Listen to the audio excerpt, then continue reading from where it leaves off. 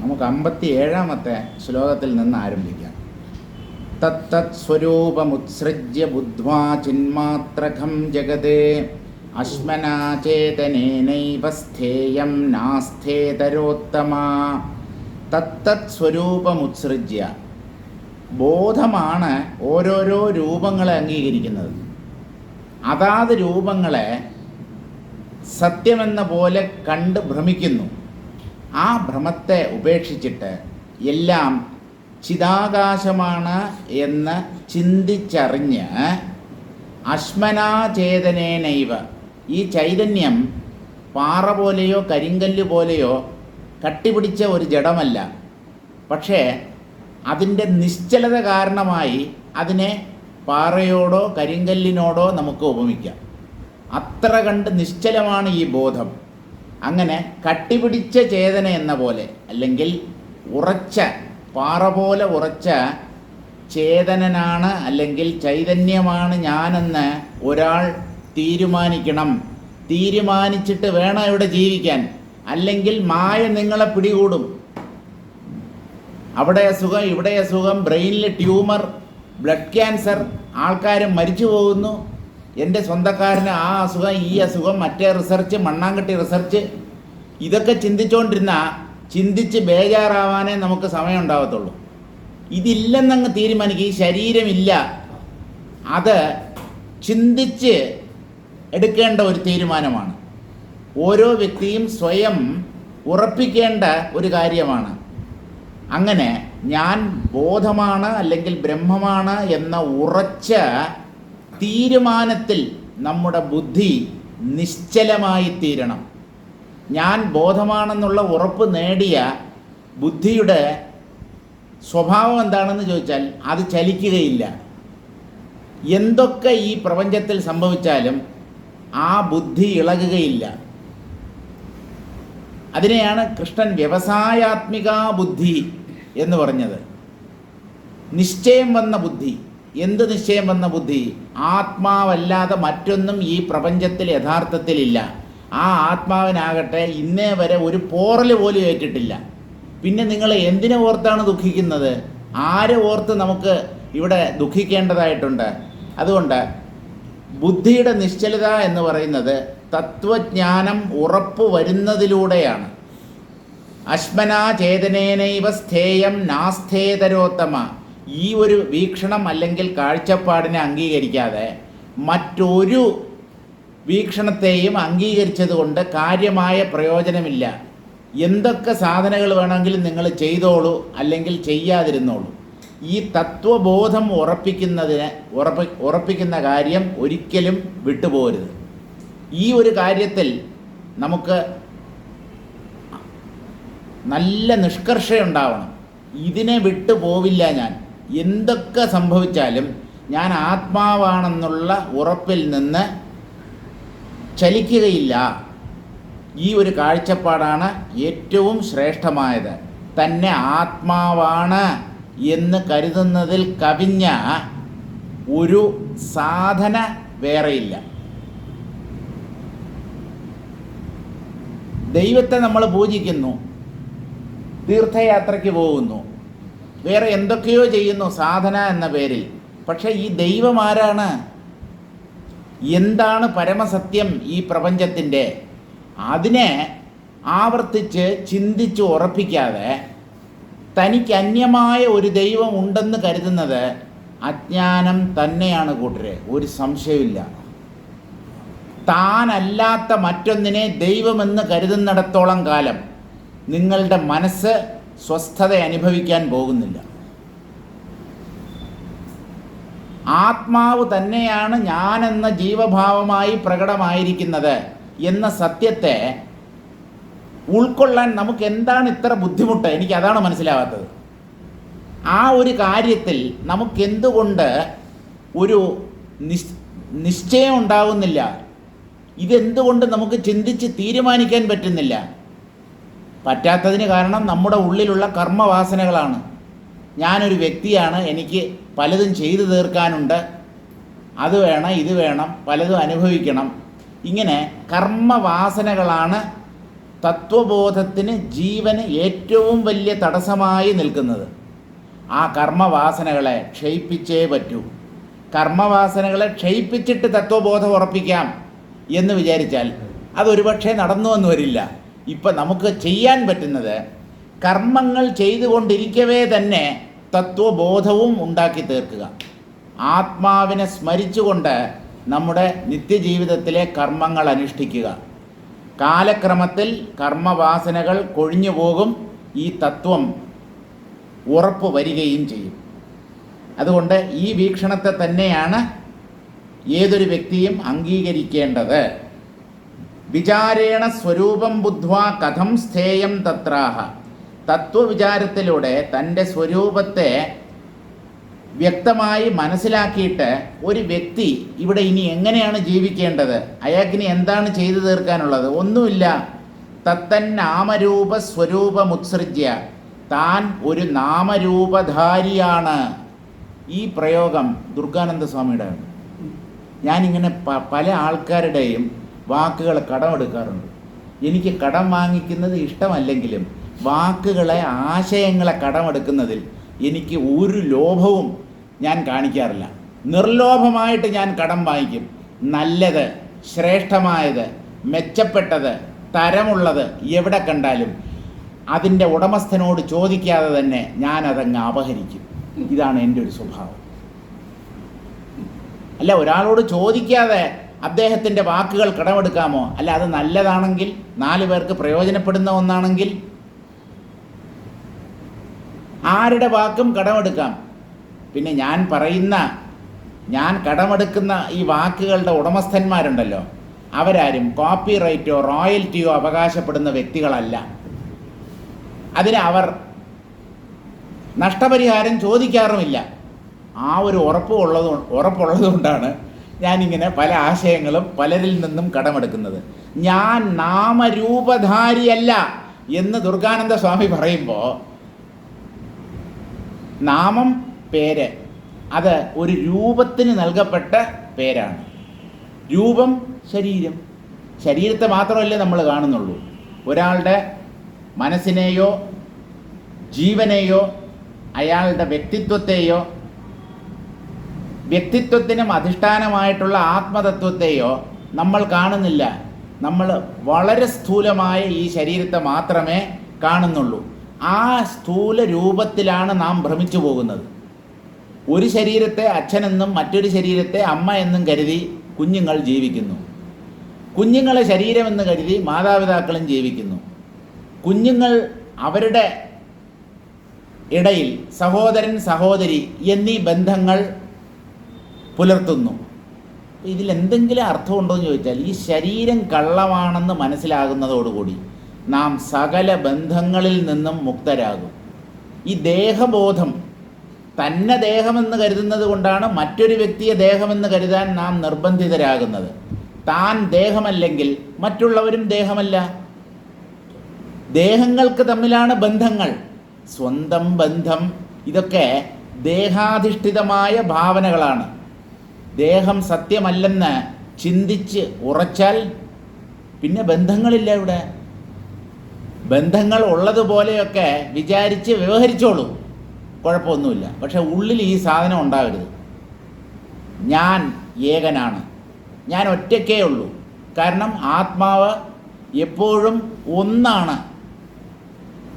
അതല്ലാത്ത മറ്റൊന്നും അതിൽ ഉണ്ടാവാൻ പറ്റില്ല. അപ്പോൾ ഏകാന്തത ഇഷ്ടപ്പെടുന്ന ഒരു വ്യക്തിക്ക് മാത്രമേ ഏകമായ ആത്മതത്വത്തെ പിന്തുടരാൻ തോന്നുകയുള്ളൂ.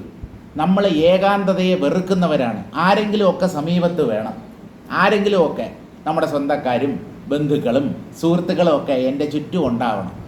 ഇത് ഒരുതരം ഭയത്തിൽ നിന്നുണ്ടാകുന്ന വിചാരമാണ്. ആരെങ്കിലുമൊക്കെ എൻ്റെ ചുറ്റുവട്ടത്തുണ്ടാവണം. എന്തിന്? അവരുണ്ടായിട്ടെന്ത് പ്രയോജനം?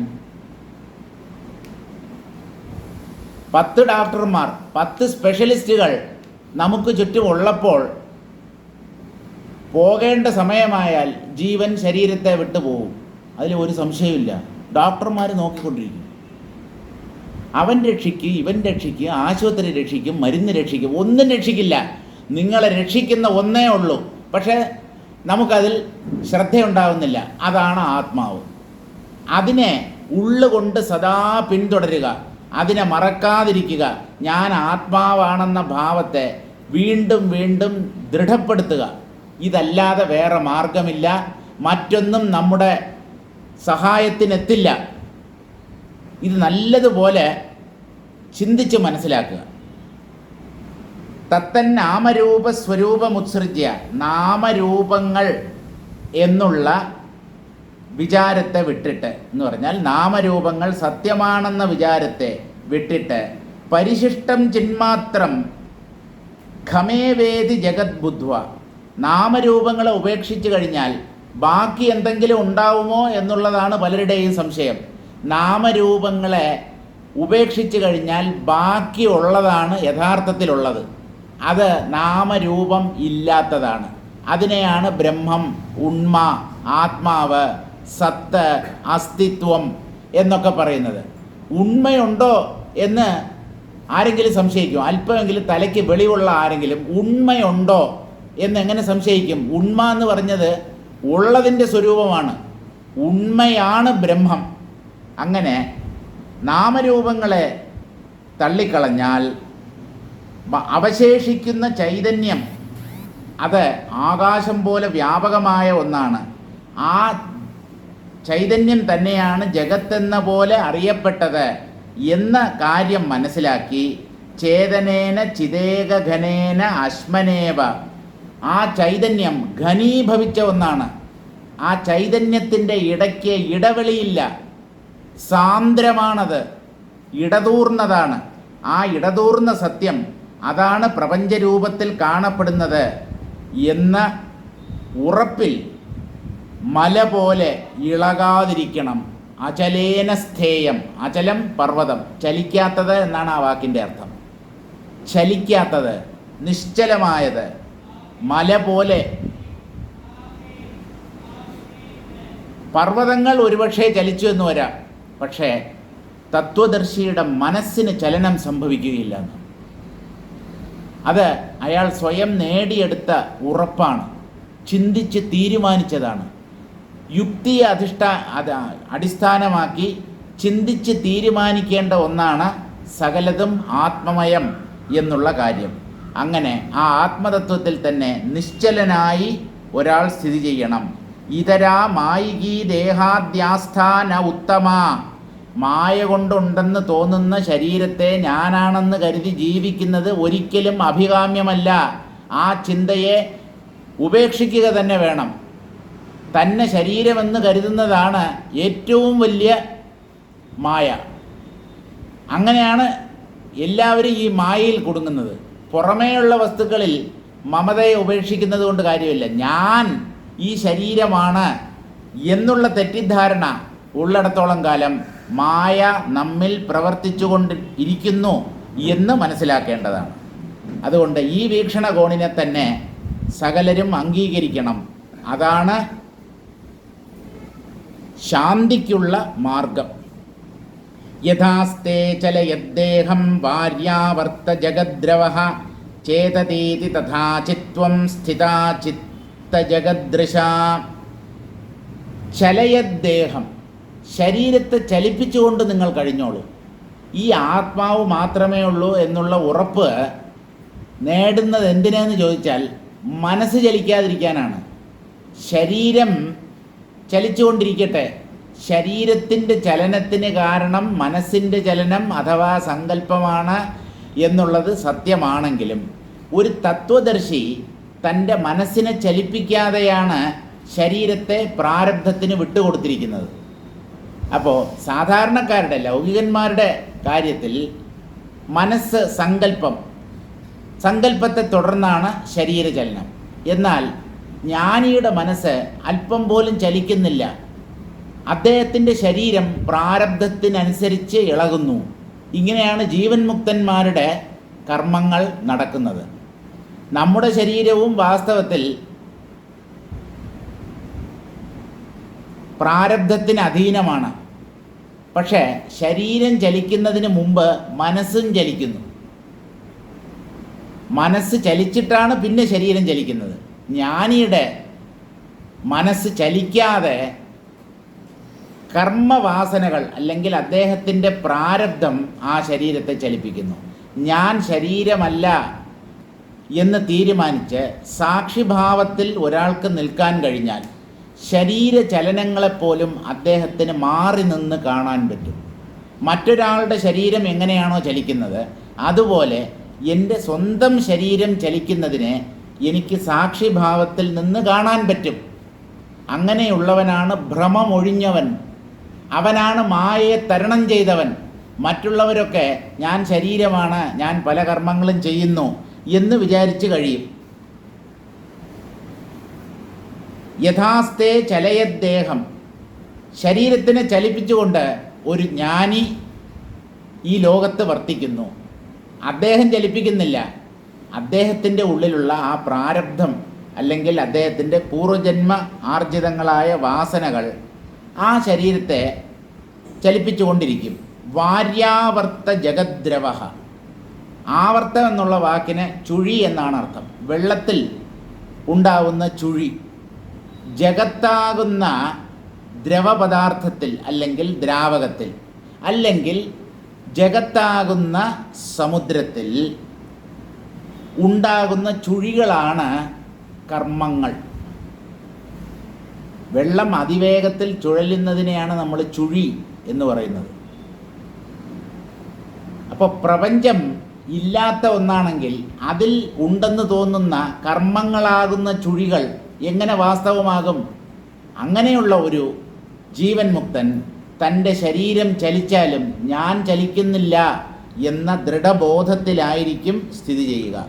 ചേതതീതി യഥാചിത്വം സ്ഥിതാ ചിത്തജഗദൃശ. ചേതതി എന്ന് പറഞ്ഞാൽ ചലിക്കുന്നു, ഇളകുന്നു, അനങ്ങുന്നു. ചലിപ്പിക്കുന്നത് അല്ലെങ്കിൽ ചലനത്തിന് കാരണമായിരിക്കുന്നതാണ് ചിത്ത്. അത് ചലിക്കുന്നില്ല, പക്ഷേ ചലിക്കുന്ന പലതിൻ്റെയും ചലനത്തിന് കാരണം അല്ലെങ്കിൽ ആ ചലനത്തിന് അധിഷ്ഠാനമായി വർത്തിക്കുന്നതാണ് ഈ ചിത്ത്. ആ ചിത്ത് തന്നെയാണ് ജഗത്തായിട്ടും കാണപ്പെടുന്നത്. ഇപ്പോൾ ചിത്ത്, ജഗത്ത്, ജഗത്തിൽ ഉണ്ടെന്ന് തോന്നുന്ന അനേകം കർമ്മങ്ങൾ, ഇതെല്ലാം ഒന്ന് തന്നെയാണ്. കർമ്മങ്ങൾ, ചലനങ്ങൾ ചിത്തിലെ വെറും ഭ്രമങ്ങളാണ്. ചിത് കഥം ജഗതാത്മനാ സ്ഥിതാ തത്രാഹ. ഈ ചിത്ത് എങ്ങനെയാണ് ജഗത്തായി തീർന്നിരിക്കുന്നത് അല്ലെങ്കിൽ ജഗത്ത് എന്ന പോലെ കാണപ്പെടുന്നത് എന്നാണ് ചോദിക്കുന്നതെങ്കിൽ, യഥാ വാരി സ്വദേഹം ചലയത് സത് ആവർത്താതി ജഗദ്രവോ ഭൂത്വാ ആസ്തേ. എങ്ങനെയാണോ ജലം തൻ്റെ ശരീരത്തെ ചലിപ്പിച്ച് ചുഴി മുതലായവയായിത്തീരുന്നത്. ചുഴിയിൽ എന്താണ് വാസ്തവത്തിലുള്ളത്? ജലം തന്നെ. വെള്ളം അതിവേഗം ചുഴലുമ്പോൾ ഒരു കുഴി പോലെ തോന്നുന്നു. അതിനെയാണ് നമ്മൾ ചുഴി എന്ന് പറയുന്നത്. വെള്ളക്കുഴി എന്ന് വേണമെങ്കിൽ പറയാം. വെള്ളക്കുഴി തന്നെയാണ് ചുഴി. വെള്ളത്തിൽ എങ്ങനെയാണ് കുഴി ഉണ്ടാവുക? മണ്ണിൽ കുഴി എടുക്കാൻ പറ്റും. വെള്ളത്തിൽ എങ്ങനെയാണ് കുഴി എന്ന് ചോദിച്ചാൽ വെള്ളത്തിൽ കുഴി ഉണ്ടാവാൻ പറ്റില്ല, കാരണം അത് ദ്രാവകമാണ്. പക്ഷേ അതിവേഗം ചുഴലുമ്പോൾ അതിൽ കുഴി ഉണ്ടെന്നൊരു തോന്നൽ. ആ ചുഴിയിൽപ്പെട്ട് പലരും മരിച്ചു പോകാറുണ്ട്. മനുഷ്യനെ മുക്കിക്കൊല്ലാൻ കഴിവുള്ളതാണ് ഈ ചുഴി എന്ന് പറയുന്നത്. അപ്പോൾ ചുഴി എന്നുള്ളത് വെള്ളത്തിലെ ഒരു തോന്നൽ മാത്രമാണ്. അതുപോലെ ജഗത്ത് എന്ന് പറയുന്ന ദ്രവത്തിൽ അല്ലെങ്കിൽ ജഗത്താകുന്ന ദ്രവത്തിൽ കർമ്മങ്ങളാകുന്ന ചുഴികൾ വെറുതെ ഉണ്ടെന്ന് തോന്നുന്നു. തഥാ ചിദപി ചേതതീതി വ്യാപാരരൂപം ചിത്വം സ്വാത്മനി പരികൽപ്യ സ്ഥിതാ സതി തത്കർമ്മ ജഗദൃശ ആസ്തേ. ചിത്ത് തന്നെ ജഗത്തെന്ന പോലെ വിചാരിച്ച് ഭ്രമിച്ച് സ്ഥിതി ചെയ്യുന്നു. അപ്പോഴാണ് കർമ്മങ്ങൾ ഉണ്ടെന്ന് തോന്നുന്നത്. ഈ ജഗത്ത് എന്ന് പറയുമ്പോൾ അതിൽ ശരീരങ്ങളും ഉൾപ്പെടും. ശരീരങ്ങളാണ് കർമ്മം ചെയ്യുന്നത്. ഏത് ജീവിയുടെയും ശരീരം കർമ്മം ചെയ്യുന്നു എന്നാണ് നമ്മൾ മനസ്സിലാക്കിയിട്ടുള്ളത്. നമ്മുടെ ശരീരവും കർമ്മം ചെയ്യാൻ കഴിവുള്ളതാണ്. ഇപ്പോൾ ഒരേ ആത്മാവ് തന്നെ ജഗത്തായും ശരീരമായും ശരീരചലനങ്ങളായും ആ ചലനങ്ങൾക്ക് കാരണഭൂതമായിരിക്കുന്ന ജീവചൈതന്യമായും തന്നെ തെറ്റിദ്ധരിക്കുന്നു. വാസ്തവത്തിൽ ഇവിടെ ചിത്ത് മാത്രമേ ഉള്ളൂ. യഥാ കൽപദ്രുമോഭീഷ്ടം കുര്യാചിന്താമണിർയഥാ തഥാ യദ്ഭാവിതം സ്വാന്തസ്തത്പൂരയതി ചിത്ക്ഷണാത്. ഈ ചിത്തിൻ്റെ അത്ഭുതകരമായ ഒരു അനുഭവ രഹസ്യമാണ് ഈ ശ്ലോകത്തിൽ വസിഷ്ഠ മഹർഷി പറയുന്നത്. ഈ ചിത്തെന്ന് പറയുന്നത് കൽപ്പവൃക്ഷം പോലെയാണ്. എന്താണ് ഈ കൽപ്പവൃക്ഷം? ഒരു വ്യക്തിയുടെ ഏതൊരാഗ്രഹവും പൂർത്തീകരിക്കാൻ കഴിവുള്ള ഒരു മരമാണ് ഈ കൽപ്പവൃക്ഷം. ഇവിടെയുള്ളതല്ല, ദേവലോകത്തിലാണ് ഈ കൽപ്പവൃക്ഷവും കാമധേനുവും ഒക്കെ ഉള്ളത് എന്നാണ് സങ്കല്പം. ഈ പരമാത്മാവ് അല്ലെങ്കിൽ ചൈതന്യം കൽപ്പദ്രുമം പോലെയാണ്. അതെന്ത് ചെയ്യും? അഭീഷ്ടം കുര്യാത്, ജീവൻ്റെ സങ്കല്പങ്ങളെ സത്യമാക്കി തീർക്കും. ഇതാണ് ചിത്തിൻ്റെ സ്വഭാവം. കാരണം ചിത്തിൽ പൊന്തിയ ഒന്നാണ് ഈ മിഥ്യയായ ജീവഭാവം. ആ ജീവഭാവം എന്തെന്ത് സങ്കല്പിക്കുന്നോ അതിനെയെല്ലാം ഉള്ളതാക്കി തീർക്കും. അതുമാത്രമാണ് ഈ ചിത്ത് എപ്പോഴും ചെയ്തിട്ടുള്ളത്. സത്യത്വം പകർന്നു കൊടുക്കുക എന്നർത്ഥം. ജീവൻ്റെ സങ്കല്പത്തിന് സത്യത്വം പകരുക, അതാണ് ചിത്തിൻ്റെ സ്വഭാവം. അപ്പോൾ ഇതൊരു കൽപ്പദ്രുമം പോലെയാണ്, കൽപ്പവൃക്ഷം പോലെയാണ്. കേരളത്തിലെ കൽപ്പവൃക്ഷമാണ് തെങ്ങ്. തെങ്ങിൻ്റെ ശരീരത്തിൽ എന്ന് പറഞ്ഞാൽ ആ തെങ്ങെന്ന് പറയുന്ന ആ തടിയോ ഓലയോ അതിൻ്റെ ക്ലാഞ്ഞിലോ കൊതുമ്പോ തേങ്ങയോ അതിൻ്റെ വേരോ ഏത് ഭാഗമെടുത്ത് പരിശോധിച്ചാലും എന്തെങ്കിലും ഒരു ഉപയോഗം അതിനുണ്ടാവും. ഇതുപോലെ ഒരു മരത്തെ നിങ്ങൾക്ക് വേറെ ഒരിടത്തും കാണാൻ പറ്റില്ല. അതുകൊണ്ട് കേരളത്തിൻ്റെ കൽപ്പവൃക്ഷമാണ് തെങ്ങ് എന്ന് പറയാറുണ്ട്. കൽപ്പവൃക്ഷം പോലെയോ ചിന്താമണി പോലെയോ ആണ് ഈ ആത്മാവ്. ചിന്താമണി അതൊരു രത്നത്തിൻ്റെ പേരാണ്. നമ്മൾ എന്താഗ്രഹിച്ചാലും അത് സാധിപ്പിച്ചു തരുന്ന ഒരു രത്നമാണ് ചിന്താമണി. പാലാഴി മഥനം ചെയ്തപ്പോൾ അതിൽ നിന്ന് പൊന്തി വന്നതാണ് ഈ ചിന്താമണി രത്നം എന്നൊരു സങ്കല്പമുണ്ട്. അതുപോലെ തന്നെ കൽപ്പവൃക്ഷവും കാമധേനുവും പാലാഴി മഥനത്തിൽ പൊന്തി വന്നവയാണ്. എന്താണ് ഈ പാലാഴി? സത്വഗുണപ്രധാനമായ മനസ്സ്. പാലിൻ്റെ നിറം വെളുപ്പാണല്ലോ, കുറേ വെള്ളം ചേർത്തിട്ടുണ്ടെങ്കിലും അതിൻ്റെ വെളുത്ത നിറം നഷ്ടപ്പെടുന്നില്ല.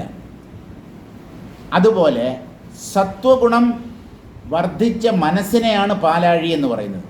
ഈ പാലാഴിയെ മഥനം ചെയ്യുക എന്ന് പറഞ്ഞാൽ തത്വജ്ഞാനത്തിലൂടെ കടയുക. ആരാണ് കടയുന്നത്? സച്ചിന്തകളും ദുഷ്ചിന്തകളും, സദ്വാസനകളും ദുർവാസനകളും ചേർന്ന് ഈ മനസ്സിനെ മഥിക്കുമ്പോൾ, ഇല്ല സദ്വാസന മാത്രം പോരെ മഥിക്കാൻ പറ്റില്ല. ഒരു വടംവലി എന്ന് പറഞ്ഞാൽ 2 കക്ഷിക്കാർ വേണം, 2 ടീം ഉണ്ടെങ്കിലേ വടംവലി നടത്താൻ പറ്റൂ. എല്ലാവരും കൂടെ ഒരു സൈഡിൽ നിന്ന് കഴിഞ്ഞാൽ വടംവലി നടക്കില്ല. പുറകോട്ട് പോകുന്നവർ ജയിക്കുന്ന കളിയേത് എന്ന് ചോദിച്ചാൽ അതിനുള്ള മറുപടിയാണ് വടംവലി. മറ്റുള്ള കളികളിലെല്ലാം ആരാണോ മുമ്പോട്ട് പോകുന്നത് അവരാണ് ജയിക്കുന്നത്. പുറകോട്ട് വരുന്ന ടീം ജയിക്കുന്ന ഒരേ ഒരു കളി എന്ന് പറയുന്നത് ടഗ് ഓഫ് വാർ, അതിനെയാണ് വടംവലി എന്ന് പറയുന്നത്. പുറകിലേക്ക് പോകുന്നവരാണ് ജയിക്കുക അല്ലേ? മറ്റൊരു കളിയിൽ അങ്ങനെയില്ല. ഓട്ടപ്പന്തയമായാലും ഹൈ ജമ്പ് ആണെങ്കിലും ലോങ് ജമ്പ് ആണെങ്കിലും ഏറ്റവും കൂടുതൽ ദൂരം ചാടുന്ന അല്ലെങ്കിൽ ഏറ്റവും ഉയരത്തിൽ ചാടുന്ന വ്യക്തിക്കാണ് 1ാം സമ്മാനം കിട്ടുക. അപ്പം പാലാഴി മഥനം എന്ന് പറഞ്ഞാൽ സദ്വാസനകളും ദുർവാസനകളും തമ്മിലുള്ള ഒരു വടംവലിയാണ്. ഈ വടംവലിയുടെ ഒടുവിൽ സദ്വാസനകൾ ജയിച്ചാൽ നമുക്ക് അമൃതം ലഭിക്കും. ദുർവാസനകളാണ് ജയിക്കുന്നതെങ്കിൽ വിഷം അല്ലെങ്കിൽ കാളകൂടം അതായിരിക്കും നമുക്ക് കിട്ടുക. ഇപ്പോൾ പാലാഴി മഥനം നടത്തിയപ്പോൾ ആദ്യം ഉണ്ടായത് കാളകൂട വിഷമാണ്. പിന്നീടാണ് അമൃതം പൊന്തി വന്നത്. ഏതൊരാളും തൻ്റെ മനസ്സിനെ കടയുമ്പോൾ ഇങ്ങനെ തന്നെയാവും സംഭവിക്കുക. ആദ്യം വേണ്ടാത്തതെല്ലാം പൊന്തി വരും. നിങ്ങൾ ധ്യാനിക്കാൻ ഇരുന്ന് ശ്രമിച്ചു നോക്കൂ. ധ്യാനിക്കാനായി ഇരിക്കുന്ന ഒരാളുടെ ഉള്ളിൽ ആദ്യം വേണ്ടാത്ത, കൊള്ളരുതാത്ത, വൃത്തികെട്ട ചിന്തകളാവും പൊന്തി വരിക. കാരണം അതിൻ്റെ സ്വാധീനമാണ് കൂടുതൽ. അപ്പോൾ വിഷം പോലെയുള്ളതാണ് ആദ്യം പൊന്തി വരിക. അത് കണ്ട് ഭ്രമിക്കേണ്ട, അത് കണ്ട് മനസ്സ് തളരണ്ട. ഈ വിഷമൊക്കെ ആദ്യം പുറത്തു പോയി കഴിഞ്ഞാൽ അതിൻ്റെ അടിത്തട്ടിലുള്ളത് അമൃതമാണ്. അതുകൊണ്ട് അമൃതം പിന്നീടേ പൊന്തി വരത്തുള്ളൂ. അതുകൊണ്ട് ആദ്യം മനസ്സിനെ ഏകാഗ്രപ്പെടുത്താൻ ശ്രമിക്കുന്ന ഒരു വ്യക്തിയുടെ ഉള്ളിൽ വേണ്ടാത്ത, ഒന്നിനും കൊള്ളാത്ത ദുഷിച്ച ചിന്തകളാവും പൊന്തുക. സാരമില്ല, അതൊക്കെ പോട്ടെ. ആ അഴുക്കും ചപ്പും ചവറും ഒക്കെ ആദ്യം പോട്ടെ. അതിൻ്റെ അടിത്തട്ടിലാണ് അതിശുദ്ധമായ ആത്മതത്വം ഒളിഞ്ഞു കിടക്കുന്നത്. അപ്പോൾ ചിന്താമണി പോലെയോ കൽപ്പദ്രുമം പോലെയോ ആണ് ഈ പരമാത്മാവ്. തഥാ യദ്ഭാവിതം സ്വാന്തഃ, അത് എന്തിനെ സങ്കല്പിക്കുന്നുവോ തത് പൂരയതി ചിത് ക്ഷണാത്. സങ്കല്പിക്കുന്നത് മനസ്സിൻ്റെ ധർമ്മമാണ്. മനസ്സാണ് സങ്കല്പരൂപത്തിൽ ഇളകുന്നത്. ആ മനസ്സ് സങ്കല്പരൂപത്തിൽ ചലിക്കുമ്പോൾ അതിന് സത്യത്വം പകർന്നു കൊടുക്കുന്ന ജോലിയാണ് ഈ ചിത്തിൻ്റേത്. അതുകൊണ്ട് മനസ്സ് സത്യത്തെ സങ്കല്പിച്ചാൽ അതിനെയും ഈ സത്യം പ്രകാശിപ്പിച്ചു തരും. അങ്ങനെയാണ് നമ്മൾ ആത്മജ്ഞാനം നേടുന്നത്. ഇല്ലാത്ത പ്രപഞ്ചത്തിനെ നാം ശ്രദ്ധിച്ചാൽ അല്ലെങ്കിൽ സങ്കല്പിച്ചാൽ പ്രപഞ്ചം ഉള്ളതുപോലെ തോന്നും. ആത്മാവിനെയാണ് നിങ്ങൾ സങ്കല്പിച്ചുറപ്പിക്കുന്നതെങ്കിൽ തീർച്ചയായും ആ ആത്മാവ് നിങ്ങളുടെ അനുഭവത്തിൽ പ്രകാശിക്കുകയും ചെയ്യും. ഇപ്പോൾ നമ്മുടെ ഉള്ളിലെ ഞാനായി പ്രകടമായിരിക്കുന്ന ചിത്ത്, അതായത് ജീവരൂപത്തിൽ പൊന്തിയിരിക്കുന്ന ഞാൻ ഭാവം എന്തിനെ സങ്കല്പിക്കുന്നോ അതിനെ ഈ ചൈതന്യം ഉള്ളതുപോലെയാക്കി തീർക്കും. അത് സത്യമാണ് എന്ന് അതിനെ ഫലിപ്പിച്ചു തരും. ഫലിപ്പിക്കാൻ കഴിവ് ഈ ആത്മാവിന് മാത്രമേ ഉള്ളൂ. ജീവന് സങ്കല്പിക്കാനുള്ള കഴിവ് മാത്രമേ ഉള്ളൂ. അതിന് സത്യത്വം പകർന്നു കൊടുത്ത് അതിനെ ഉള്ളതാക്കി തീർക്കുന്നത് ഈ ആത്മാവാണ്. അദ്ദേഹത്തിൻ്റെ കൃത്യം അദ്ദേഹം ഭംഗിയായി നിർവഹിക്കുന്നുണ്ട്. ഇപ്പം ജീവൻ പ്രപഞ്ചത്തെ സത്യമെന്ന് സങ്കല്പിക്കണോ അല്ലെങ്കിൽ ആത്മതത്വത്തെ സത്യമെന്ന് സങ്കല്പിക്കണോ, അത് ജീവൻ്റെ കൈകളിലാണ്. അതുകൊണ്ട് ആത്മാവിനെ തന്നെ ഭാവന ചെയ്യുക, ആത്മാവിനെ തന്നെ ഉറപ്പിക്കുക. ഞാൻ ബ്രഹ്മമാണ് എന്ന ചിന്ത സദാ നിലനിർത്തുക. അങ്ങനെയാണെങ്കിൽ കാലക്രമത്തിൽ അത് അനുഭവമായി പ്രകാശിക്കും എന്നുള്ള കാര്യത്തിൽ ഒരു സംശയവും ആർക്കും ഉണ്ടാകേണ്ട കാര്യം ഇല്ല. ഇപ്പം ആത്മാവിനെ സങ്കല്പിക്കാതെ, ഞാൻ ആത്മാവാണെന്ന ഭാവനയെ അംഗീകരിക്കാതെ ഒരിക്കലും നിങ്ങൾക്ക് ആത്മജ്ഞാനം ലഭിക്കാൻ പോകുന്നില്ല. ഇത് നല്ല പോലെ ധരിച്ചോളൂ. കാരണം തീരുമാനിക്കുന്നത് ജീവനാണ്. ജീവന് തീരുമാനിക്കാനേ പറ്റൂ. പക്ഷെ ആ തീരുമാനത്തെ സഫലമാക്കുന്നത്, ഫലവത്താക്കി തീർക്കുന്നത് ഈ ചൈതന്യമാണ്. ജീവൻ ഇഷ്ടമില്ലാത്ത ഒന്നിനെ ഈ ഉള്ളിലിരിക്കുന്ന ഭഗവാൻ ജീവന് ഒരിക്കലും തരില്ല. ജീവൻ ആഗ്രഹിക്കുന്നതെന്തോ അതുമാത്രമേ ഈ ഭഗവാൻ എന്നും ജീവന്മാർക്ക് നൽകിയിട്ടുള്ളൂ. നിങ്ങൾക്ക് ആത്മാവിനെ വേണ്ടെങ്കിൽ അത് നിങ്ങൾക്ക് കിട്ടുകയില്ല. നിങ്ങൾക്ക് എന്താണോ ആവശ്യമായിട്ടുള്ളത് അതിനെ ഈ ഭഗവാൻ ഉള്ളിൽ നിന്നുകൊണ്ട് സത്യമെന്ന പോലെ അനുഭവിപ്പിച്ച് തരും. ഇതാണ് ചിത്തിൻ്റെ സ്വഭാവം. അതുകൊണ്ട് ഭഗവാന്റെ അടുത്ത് വരം ചോദിക്കുന്നത് പോലെയാണ്. ഭഗവാൻ നമ്മുടെ മുമ്പിൽ പ്രത്യക്ഷപ്പെട്ടാൽ എന്താവണം നമ്മൾ അദ്ദേഹത്തോട് ചോദിക്കുക. എന്ത് ചോദിച്ചാലും അദ്ദേഹം തരും. അതാണ് അദ്ദേഹത്തിൻ്റെ സ്വഭാവം. ബുദ്ധിമാൻ എന്ത് ചോദിക്കുമെന്നറിയാവോ? എനിക്ക് അങ്ങേ വേണമെന്ന് ചോദിക്കും. ഭഗവാനെ കസ്റ്റഡിയിൽ കിട്ടിയാൽ പിന്നെ ക്വസ്റ്റ്യൻ ചെയ്യാമല്ലോ. കസ്റ്റഡിയിലെടുത്ത് ക്വസ്റ്റ്യൻ ചെയ്യുക എന്നൊരു പരിപാടി പോലീസുകാർക്കുണ്ടല്ലോ അല്ലേ? ചോദ്യം ചെയ്യുന്നത് കസ്റ്റഡിയിലെടുത്തിട്ടാണ്. ഈ ഭഗവാനെ തന്നെ തൻ്റെ കസ്റ്റഡിയിലാക്കിയാൽ പിന്നെ അദ്ദേഹത്തോട് നമുക്ക് അപ്പോഴപ്പോൾ എന്താണോ വേണ്ടത് അതൊക്കെ ചോദിച്ച് മേടിക്കുകയും ചെയ്യാം. അതേ സമയത്തിൽ ഈ ഭഗവാനോട് ഒരു പ്രത്യേക ആഗ്രഹം ഉണർത്തിച്ചാൽ അത് അദ്ദേഹം വരത്തിൻ്റെ രൂപത്തിൽ തന്നിട്ട് അദ്ദേഹം മറഞ്ഞു പോകും. അപ്പം അദ്ദേഹം മറഞ്ഞു പോകാതെ അങ്ങ് എൻ്റെ ഉള്ളിൽ എപ്പോഴും സ്ഥിതി ചെയ്യണം, എൻ്റെ ഹൃദയത്തിൽ നിന്ന് അങ്ങ് അകന്നു പോകരുത് എന്ന ഒരു വരം സ്വീകരിച്ചാൽ അങ്ങേരെ കെട്ടിയിട്ടതിന് തുല്യമാണ്. ഇങ്ങനെ ഭഗവാനെ കസ്റ്റഡിയിലാക്കിയ ഒരു വ്യക്തിയുടെ കഥ ഭാഗവതത്തിൽ പറയുന്നുണ്ട്. അദ്ദേഹത്തിൻ്റെ പേരാണ് അംബരീഷ്. ഭക്തി കൊണ്ട് ഭഗവാനെ ഹൃദയത്തിൽ ബന്ധനസ്ഥനാക്കിയ ചക്രവർത്തി. അദ്ദേഹത്തിൻ്റെ മുമ്പിൽ ദുർവാസാവെന്ന മഹർഷി തോറ്റു തുന്നം പാടിയത് ബാലകൃഷ്ണൻ നായർ സാറ് അതിമനോഹരമായി വർണ്ണിച്ചിട്ടുണ്ട്. മഹാബലി ചരിതമുണ്ട്. അംബരീഷ ചരിതത്തിൽ മഹാബലി ഇതുപോലെ ഭഗവാനെ കെട്ടിയിട്ട ഒരാളാണ്. അപ്പോൾ ഭഗവാനെ ബന്ധിക്കാൻ കഴിവുള്ളവരാണ് മഹാത്മാക്കൾ. നമ്മൾ ബന്ധനത്തിൽ കഴിയുന്നവരാണ്, ബന്ധനത്തിൽ കഴിയാൻ ആഗ്രഹിക്കുന്നവരാണ്. ഇങ്ങനെയൊക്കെ പോയാൽ മതി എന്ന് വിചാരിക്കുന്നു എന്ന് പറഞ്ഞാൽ എനിക്ക് ബന്ധനം മതി എന്ന് വിചാരിക്കുന്നതിന് തുല്യമാണ്. അപ്പോൾ ജീവൻ എന്തിനെ ഭാവന ചെയ്യുന്നുവോ എന്ന് പറഞ്ഞാൽ ജീവൻ്റെ മനസ്സ്, ജീവൻ്റെ ഉള്ളിൽ പൊന്തുന്ന സങ്കല്പങ്ങൾ, ആ സങ്കല്പങ്ങളെയൊക്കെ തത് പൂരയതി ചിത് ക്ഷണാത്, ഈ ചൈതന്യം ഉള്ളിൽ നിന്നുകൊണ്ട് തന്നെ അതൊക്കെ നിറവേറ്റിത്തരും. ജീവൻ്റെ സകല ആഗ്രഹങ്ങളെയും നിറവേറ്റിത്തരാൻ ബാധ്യസ്ഥനാണ് ഈ ഭഗവാൻ അല്ലെങ്കിൽ ബ്രഹ്മം.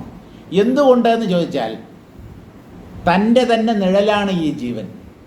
ആ നിഴലിൻ്റെ ആഗ്രഹം സാധിപ്പിച്ചു കൊടുക്കാതെ ഇദ്ദേഹത്തിന് വേറെ എന്ത് പണിയാണുള്ളത്? ഇങ്ങനെ സകല ജീവന്മാരുടെയും ഹൃദയാന്തർഭാഗത്ത് വർത്തിച്ചുകൊണ്ട് അതാത് ജീവൻ്റെ സങ്കല്പങ്ങളെ പൂർത്തീകരിച്ചു കൊടുക്കുക എന്നുള്ള ഒരു ജോലിയല്ലാതെ ഇദ്ദേഹത്തിന് വേറെ ഒരു പണിയുമില്ല. ഇപ്പോൾ ജീവൻ്റെ കൈകളിലാണ് ബന്ധവും മോക്ഷവും.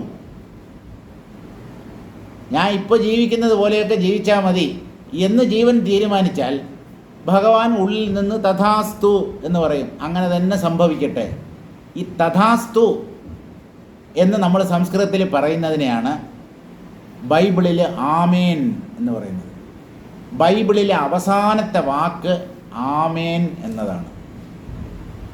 ഇതൊക്കെ പ്രശ്നോത്തരികളിൽ ചോദിക്കുന്ന ചോദ്യമാണ്. ബൈബിളിലെ അവസാനത്തെ വാക്കത് ഒരു ഹിന്ദുവിനോടോ മുസൽമാനോടോ ചോദിച്ചു കഴിഞ്ഞാൽ അയാൾ എങ്ങനെ ഉത്തരം പറയും? ക്രിസ്ത്യാനികൾക്ക് പോലും ഈ ചോദ്യത്തിന് ശരിയായ ഉത്തരം പറയാൻ പറ്റുമെന്ന് തോന്നുന്നില്ല. കാരണം നമ്മൾ വായിക്കാത്ത ഒരു പുസ്തകത്തിൻ്റെ അവസാനത്തെ വാക്ക്, ബൈബിളിലെ അവസാനത്തെ വാക്ക് ആമേൻ എന്നാണ്. ആമേൻ എന്ന് പറഞ്ഞാൽ തഥാസ്തു, അങ്ങനെ തന്നെ സംഭവിക്കട്ടെ, അങ്ങനെ തന്നെ ആവട്ടെ, ലെറ്റ് ഇറ്റ് ബി സോ. അതാണ് ആമേൻ എന്നുള്ള വാക്കിൻ്റെ അർത്ഥം. അതാണ് ബൈബിളിലെ അവസാനത്തെ വാക്ക്. നമ്മൾ ഒരാളെ ആശീർവദിക്കുന്നതും അനുഗ്രഹിക്കുന്നതും ഒക്കെ ഇങ്ങനെയാണ്. ചിരഞ്ജീവി ഭവ. വിവാഹം കഴിഞ്ഞ ഒരു സ്ത്രീയാണ് നമ്മളെ നമസ്കരിക്കുന്നതെങ്കിൽ ദീർഘസുമംഗലീ ഭവ, നീ എന്നും സുമംഗലിയായി തന്നെ ഇരിക്കൂ, അങ്ങനെ നമ്മൾ ആശീർവദിക്കാറുണ്ട്. ഈ മന്ത്രങ്ങളും മറ്റും ജപിക്കുന്ന സ്ഥലത്ത് കുറേ പുരോഹിതന്മാർ, യജമാനൻ എന്ന് പറഞ്ഞാൽ ആരാണോ ആ വൈദിക കർമ്മം നടത്തുന്നത് അയാൾക്ക് ഐശ്വര്യവും സത്സന്താനങ്ങളും യശസ്സും ഒക്കെ ഉണ്ടാകട്ടെ എന്ന് അവർ പറയും. അപ്പോഴേ ഈ പുരോഹിതന്മാരിൽ ഒരു വിഭാഗം തഥാസ്തു തഥാസ്തു തഥാസ്തു എന്ന് പറയും. എന്ന് പറഞ്ഞാൽ അങ്ങനെ തന്നെ ആവട്ടെ, അതുണ്ടാവട്ടെ, ഐശ്വര്യം ഉണ്ടാവട്ടെ, തഥാസ്തു. ഇങ്ങനെ വചനവും പ്രതിവചനവും, അതാണ് ഈ വൈദിക കർമ്മങ്ങളിൽ നമുക്ക് കാണാൻ കഴിയുക. ഇങ്ങനെ ചൈതന്യം ജീവൻ്റെ ഓരോ സങ്കല്പത്തെയും പൂർത്തീകരിക്കുന്നു. പക്ഷേ ജീവൻ്റെ ഉള്ളിലുള്ള സങ്കല്പങ്ങൾ അല്ലെങ്കിൽ ആശകൾ ഒടുങ്ങുന്നില്ല. ഇപ്പം എല്ലാ ആശകളെയും ഒരേ ജന്മത്തിൽ തന്നെ സഫലമാക്കാൻ ഈ ഭഗവാന് സാധ്യമല്ല.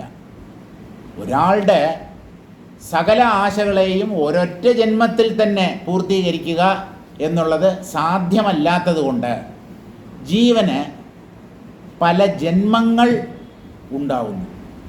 പല പ്രാവശ്യം ജനിക്കേണ്ടി വരുന്നു. ഓരോ ജന്മത്തിലും ഒരു പ്രത്യേക ആശ അല്ലെങ്കിൽ ചില പ്രത്യേക ആശകൾ മാത്രമേ സഫലമാകുന്നുള്ളൂ. ജീവൻ്റെ ഉള്ളിൽ ആഗ്രഹങ്ങൾ ഒടുങ്ങാത്തത് കൊണ്ട് ജീവന് വീണ്ടും വീണ്ടും ജനിക്കേണ്ടതായി വരുന്നു. ഇപ്പോൾ നമ്മുടെ ജന്മത്തിന് പൂർണ്ണമായ ഉത്തരവാദികൾ നാം തന്നെയാണ്. എന്ന് പറഞ്ഞാൽ നമുക്ക് ആഗ്രഹങ്ങളെ വേണ്ടെന്ന് വയ്ക്കാൻ പറ്റുന്നില്ല, തൃപ്തി വരുന്നില്ല, അനുഭവിച്ചതിലൊന്നും തൃപ്തി വരുന്നില്ല. ഇനിയും വേണം, ഇനിയും അനുഭവിക്കണം, ഇനിയും പലതും ചെയ്യണം, പഠിച്ചതൊന്നും പോരാ, ഇനിയും പഠിക്കണം. ഒരു കാര്യം ചെയ്യൂ സുഹൃത്തെ, തൽക്കാലം ഇവിടുന്ന് മരിച്ചു പോകൂ, എന്നിട്ട് പഠിക്കാനായിട്ട് വീണ്ടും വരൂ, കർമ്മങ്ങൾ ചെയ്യാനായി വീണ്ടും വരൂ. അത് എന്ത് കർമ്മമായാലും ശരി, ലൗകിക കർമ്മമായാലും വൈദിക കർമ്മമായാലും പ്രായശ്ചിത്ത കർമ്മമാണെങ്കിലും, നിങ്ങൾ ഏതൊരു ആഗ്രഹം പൂർത്തീകരിക്കാതെയാണോ ഇവിടെ നിന്ന് പോകുന്നത്, മരണവേളയിൽ അതിശക്തമായ ആ ഒരാഗ്രഹം നിങ്ങളുടെ മനസ്സിൽ പൊന്തി വരും. ആ സങ്കല്പം പൂർത്തീകരിക്കാൻ അനുയോജ്യമായ ഒരു ജന്മമായിരിക്കും നിങ്ങൾക്ക് പിന്നീട് ലഭിക്കുക. അതുകൊണ്ട് എനിക്ക് ആത്മാവിനെ മാത്രമേ വേണ്ടൂ, ഞാൻ ആത്മജ്ഞാനം നേടിയില്ലല്ലോ, ദൈവമേ എനിക്ക് അടുത്ത ജന്മമെങ്കിലും ആത്മജ്ഞാനം ലഭിക്കണമേ എന്ന് പ്രാർത്ഥിച്ചാൽ ഈ ജന്മത്തിൽ അത് കിട്ടിയില്ലെങ്കിലും അടുത്ത ജന്മം ആത്മജ്ഞാനം നേടാൻ ഉതകുന്ന ഒരു ജന്മമായി മാറും. അതുകൊണ്ട് എപ്പോഴും ഈ ആത്മജ്ഞാനത്തെ ജീവിത ലക്ഷ്യമായി അംഗീകരിക്കുക. മറ്റുള്ളതൊക്കെ അപ്രധാനം. ഇതിനാണ് ഏറ്റവും കൂടുതൽ മുൻതൂക്കം നൽകേണ്ടത്. എത്ര അല്പശക്തീനാം കൽപ്പദ്രുമാദീനാമപി സങ്കൽപ്പിതാർത്ഥ കൽപ്പന സാമർഥ്യം തത്ര സർവശക്തേഹ പരമാത്മനഃ തത്കിം വാച്യം ഇത്യാശയേനാഹ. ജഡങ്ങളായ അല്ലെങ്കിൽ അല്പശക്തികൾ മാത്രമുള്ള കൽപ്പവൃക്ഷം, കാമധേനു, ചിന്താമണിരത്നം തുടങ്ങിയവയ്ക്ക് തന്നെ ഒരു വ്യക്തിയുടെ ആഗ്രഹത്തെ സഫലമാക്കാൻ കഴിയുമെങ്കിൽ സർവശക്തനായ ഈ പരമാത്മാവിന് ആഗ്രഹങ്ങളെ പൂർത്തീകരിക്കാൻ പറ്റില്ല എന്നുണ്ടോ? ഭഗവാന് സാധിക്കാത്തത് എന്താണ്? ഭഗവാന്റെ ശക്തികളുമായി തട്ടിച്ച് നോക്കുമ്പോൾ ഈ കൽപ്പവൃക്ഷവും കാമധേനവും ചിന്താമണി രത്നവും ഒന്നുമല്ല. ഇവയ്ക്ക് തന്നെ ഒരു വ്യക്തിയുടെ ആഗ്രഹങ്ങളെ പൂർത്തീകരിക്കാൻ കഴിയുമെങ്കിൽ സർവശക്തനായ ഭഗവാന് എന്തുകൊണ്ട് ജീവന്മാരുടെ ആഗ്രഹങ്ങളെ പൂർത്തീകരിക്കാൻ കഴിയുക തന്നെ ചെയ്യും എന്നർത്ഥം.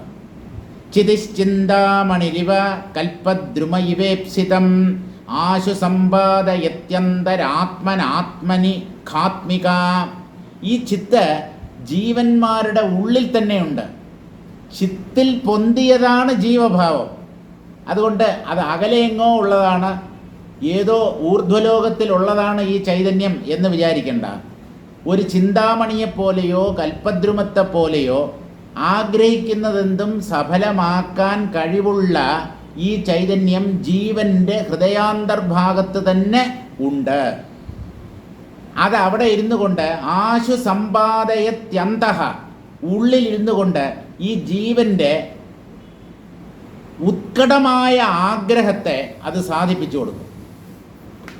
നൂറുകണക്കിന് ആഗ്രഹങ്ങൾ നമ്മുടെ ഉള്ളിലുണ്ടെങ്കിലും അതിൽ ചില ആഗ്രഹങ്ങൾ അതിശക്തങ്ങളാണ്. ആ ആഗ്രഹത്തെ ആദ്യം സാധിപ്പിച്ചു കൊടുക്കും ഈ ഭഗവാൻ. ആഗ്രഹങ്ങളുടെ തീവ്രതയ്ക്കനുസരിച്ചാണ് അവയെ ഈ ഭഗവാൻ സാധിപ്പിച്ചു കൊടുക്കുന്നത്. അപ്പോൾ ഉള്ളിലിരുന്നു കൊണ്ട് തന്നെ ജീവൻ്റെ ആഗ്രഹങ്ങളെ സാധിപ്പിക്കുന്ന സ്വഭാവമാണ് ഈ ആത്മാവിനുള്ളത്. നമ്മൾ അമ്പലത്തിൽ ചെന്ന് പ്രാർത്ഥിക്കുമ്പോൾ നമ്മുടെ പല ആഗ്രഹങ്ങളും സഫലമാകുന്നതായി നമുക്ക് അനുഭവമുണ്ട്. ആരാ അതൊക്കെ അനുഭവിപ്പിച്ചു തരുന്നത്? അമ്പലത്തിൽ പ്രതിഷ്ഠിച്ചിട്ടുള്ള ആ വിഗ്രഹമാണോ? ആ ശിലയാണോ? അത് ജഡമാണത്, മനുഷ്യൻ പ്രതിഷ്ഠിച്ചതാണത്. ഏതോ മലയിൽ നിന്ന് വെട്ടിയെടുത്ത ഒരു കല്ലിൻ്റെ ഭാഗമാണത്. ലോഹങ്ങൾ അതൊക്കെ മനുഷ്യർ ഉണ്ടാക്കുന്നതാണ്, നിർമ്മിക്കുന്നതാണ്. അവിടെ ചെന്ന് ഒരു വ്യക്തി ഭഗവാനോട് പ്രാർത്ഥിക്കുമ്പോൾ അനുഗ്രഹിക്കുന്നത് അല്ലെങ്കിൽ ആ ഭക്തൻ്റെ ആഗ്രഹം നിറവേറ്റുന്നത് ഈ ഭക്തൻ്റെ ഉള്ളിൽ തന്നെയുള്ള ഈ ചിത് സ്വരൂപിയായ ഭഗവാനാണ്. ഇത് തിരിച്ചറിഞ്ഞ് ആ ഭഗവാനെ ശരണം പ്രാപിച്ചാൽ എത്ര നന്നായിരുന്നു. ഉള്ളിലുള്ള ചൈതന്യമാണ് ജീവൻ്റെ ആഗ്രഹങ്ങളെ എന്നും സഫലമാക്കി തീർക്കുന്നത്. ഇത് നല്ലതുപോലെ മനസ്സിലാക്കൂ.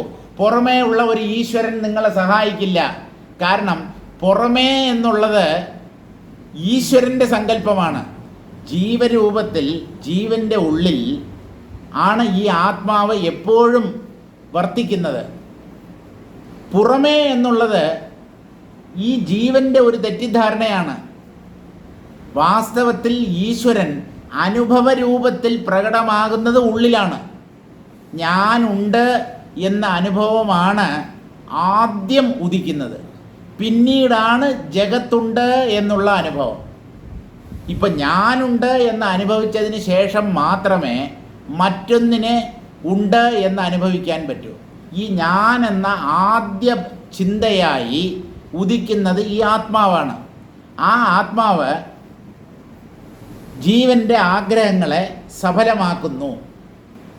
അല്പശക്തികളുള്ള അല്ലെങ്കിൽ അല്പമായ കഴിവുള്ള കൽപ്പദ്രുമവും കാമധേനുവുമൊക്കെ ആഗ്രഹങ്ങളെ സഫലമാക്കുന്നു എങ്കിൽ സർവശക്തനായ ഈ പരമാത്മാവിന് ആഗ്രഹപൂർത്തീകരണം അല്ലെങ്കിൽ ആഗ്രഹങ്ങളെ സഫലമാക്കുക എന്നുള്ള പ്രവൃത്തി ചെയ്യാൻ പറ്റാതിരിക്കുമോ? അതിനെ എന്തിനാണ് നമ്മൾ സംശയിക്കുക? എന്തിനാണ് സംശയിക്കേണ്ടത്? സംശയിക്കേണ്ട കാര്യമില്ല. ദേശാദേശാന്തരപ്രാപ്തൗ മധ്യദേശേ ചിതേർവപുഃ യത്തന്മയമിദം ദൃശ്യം കുതോ ദ്വൈതൈക്യവിഭ്രമഃ. വീണ്ടും ഇതിനു മുമ്പ് പല പ്രാവശ്യം പറഞ്ഞ അതേ ശ്ലോകം അതിനെ തന്നെ ആവർത്തിക്കുന്നു. മനസ്സ് ഒരു വസ്തുവിൽ നിന്ന് മറ്റൊരു വസ്തുവിലേക്ക് ചലിക്കുന്നതിന് മുൻപ് അല്ലെങ്കിൽ ഒരിടം വിട്ട് മറ്റൊരിടത്തിൽ മനസ്സ് എത്തുന്നതിന് മുൻപ് ഇടയ്ക്ക് ഉള്ളതെന്തോ അതാണ് ചിത്തിൻ്റെ ശരീരം. രണ്ട് സങ്കല്പങ്ങളുടെ ഇടവെളി അല്ലെങ്കിൽ മധ്യഭാഗമാണ് ഈ ചൈതന്യം എന്ന് പറയുന്നത്. സങ്കല്പങ്ങളുടെ ഇടയ്ക്ക് എന്താണെന്ന് ചോദിച്ചാൽ സങ്കല്പമില്ലാത്ത ഒരവസ്ഥ. അത് തന്നെയാണ് ചിത്തിൻ്റെ സ്വരൂപം. സങ്കല്പങ്ങളിൽ ചിത്തിനെ കണ്ടെത്താൻ പറ്റില്ല. കാരണം സങ്കല്പങ്ങൾ ചലിക്കുന്നവയാണ്. മനസ്സ് എന്ന് പറഞ്ഞാൽ ആ ബുദ്ധിയുടെ ഏകാഗ്രത ഒരു ചിന്തയെ വിട്ടിട്ട് അടുത്ത ചിന്തയിലേക്ക് പോകുന്നതിൻ്റെ ഇടയ്ക്ക് ചിന്താരഹിതമായ ഒരു തലമുണ്ട്. അത് ചിലപ്പോൾ 100-ലൊന്നോ 1000-ലൊന്നോ സെക്കൻഡ് നേരം മാത്രമേ ഉണ്ടാവൂ. പക്ഷേ അങ്ങനെ ഒരു ഇടവേളയുണ്ട്. ആ ഇടവേളയിൽ ഈ ആത്മാവിനെ കണ്ടെത്തണം. അപ്പോൾ സങ്കല്പങ്ങളെ കുറച്ച് കുറച്ചായി ഉപശമിപ്പിക്കുന്നതോടുകൂടി ഈ ഇടവേളി നമുക്ക് അധികരിക്കാൻ പറ്റും, കൂട്ടിക്കൊണ്ടുവരാൻ പറ്റും. അപ്പോൾ ഈ ആത്മതത്വം എന്താണെന്ന് വ്യക്തമായിത്തീരും. യത്തന്മയമിദം ദൃശ്യം.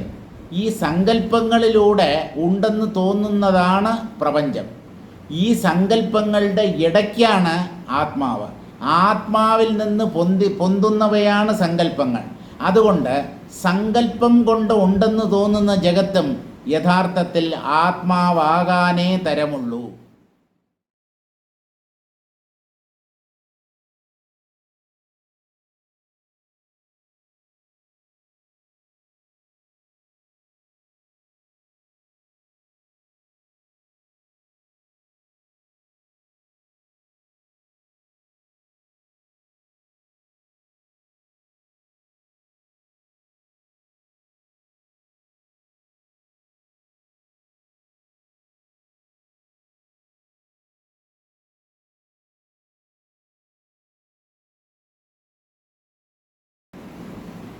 കുതോ ദ്വൈതൈക്യ വിഭ്രമഃ.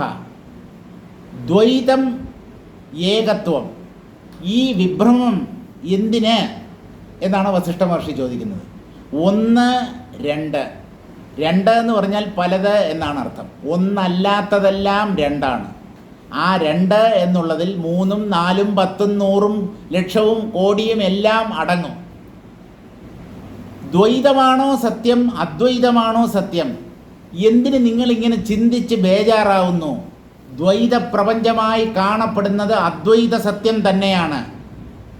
അദ്വൈതം ബ്രഹ്മം മാത്രമാണ്. ബ്രഹ്മം തന്നെയാണ് ദൃശ്യപ്രപഞ്ചമായി കാണപ്പെടുന്നത്, ജീവനായിട്ടും ജഗത്തായിട്ടും. ഇനിയിപ്പോൾ ചർച്ചയുടെ ആവശ്യമെന്ത്? എന്താണ് ഇവിടെ ചർച്ച ചെയ്യപ്പെടാനുള്ളത്? ഉള്ളത് ആത്മാവ് മാത്രം. ഇനി എന്തിനാണ് ഇവിടെ വലിയ സെമിനാറും ശില്പശാലയുമൊക്കെ? എന്തിനാണ് ഇവിടെ കുറേ ആൾക്കാരെ വിളിച്ചു കൂട്ടി സത്യം എന്താണെന്ന് ചർച്ച ചെയ്ത് തീരുമാനിക്കേണ്ട കാര്യമുണ്ടോ? ഇതൊക്കെ തീരുമാനിക്കപ്പെട്ട കാര്യങ്ങളാണ്. അനേകം മഹാത്മാക്കൾ, എത്രയോ തത്വദർശികൾ കാലാകാലങ്ങളായി തീരുമാനിച്ചുറപ്പിക്കപ്പെട്ട സത്യമാണ് ഈ ആത്മതത്വം. ഇനിയിപ്പോൾ അതിനെ ചർച്ച ചെയ്ത് തീരുമാനിക്കേണ്ട കാര്യമുണ്ടോ? ഇല്ല. അതുകൊണ്ട് മഹാത്മാക്കളുടെ വാക്ക് വിശ്വസിക്കുക, ഇത് തന്നെയാണ് സത്യം എന്ന് ഉറപ്പിക്കുക. അല്ലാതെ എത്ര ശ്രമിച്ചിട്ടും അത് പറ്റുന്നില്ലല്ലോ എന്ന് ചോദിച്ചാൽ ഈ ഉറപ്പ് ഈശ്വര കൃപയുണ്ടെങ്കിലേ ഒരാൾക്ക് ലഭിക്കുകയുള്ളൂ. മഹാത്മാക്കളുടെ വാക്കുകളിൽ വിശ്വാസം ജനിക്കുന്നത് തികഞ്ഞ ഈശ്വര കടാക്ഷമാണ്.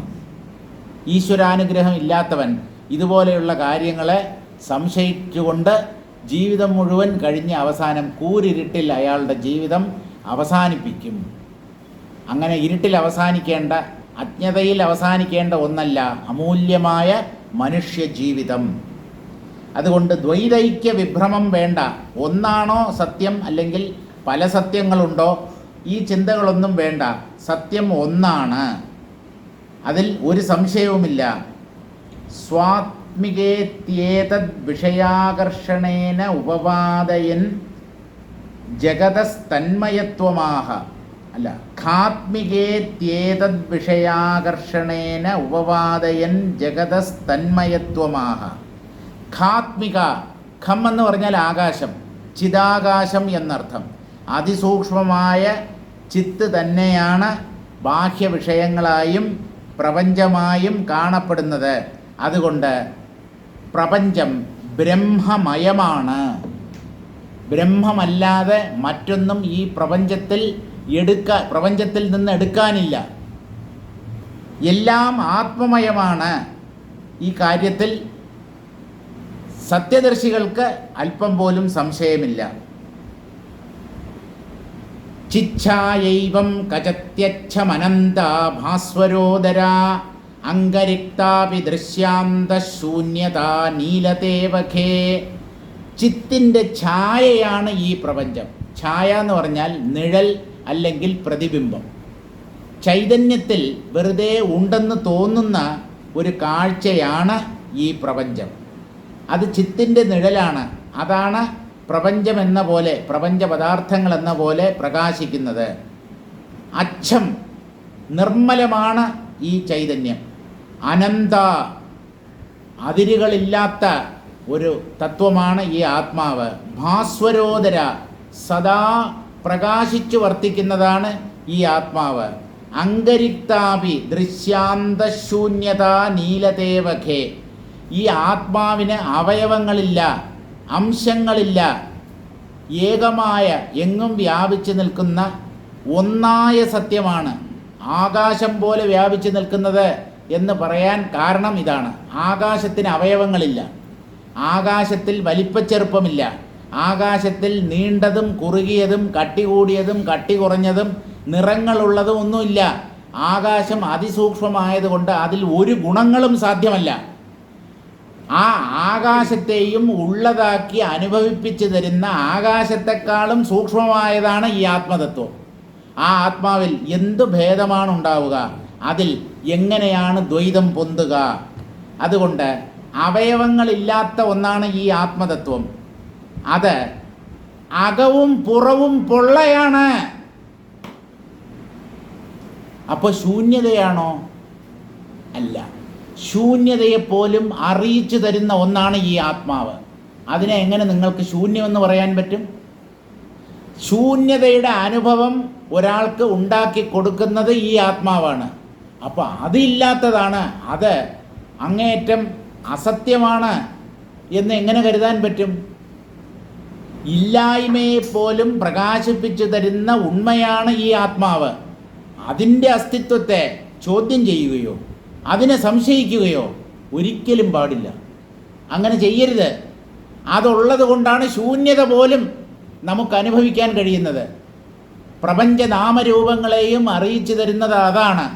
എൻ്റെ ഉള്ളിലെ ഞാൻ ഭാവത്തെയും പ്രകാശിപ്പിക്കുന്നത് അതാണ്. ഇനിയിപ്പോൾ അതുണ്ടോ ഇല്ലയോ എന്നുള്ള സംശയം എന്തിന്? നിസ്സംശയ ജ്യോതിഷ എന്നാണ് ശങ്കരാചാര്യസ്വാമികൾ ഈ ആത്മാവിനെ കുറിച്ച് പറയുന്നത്.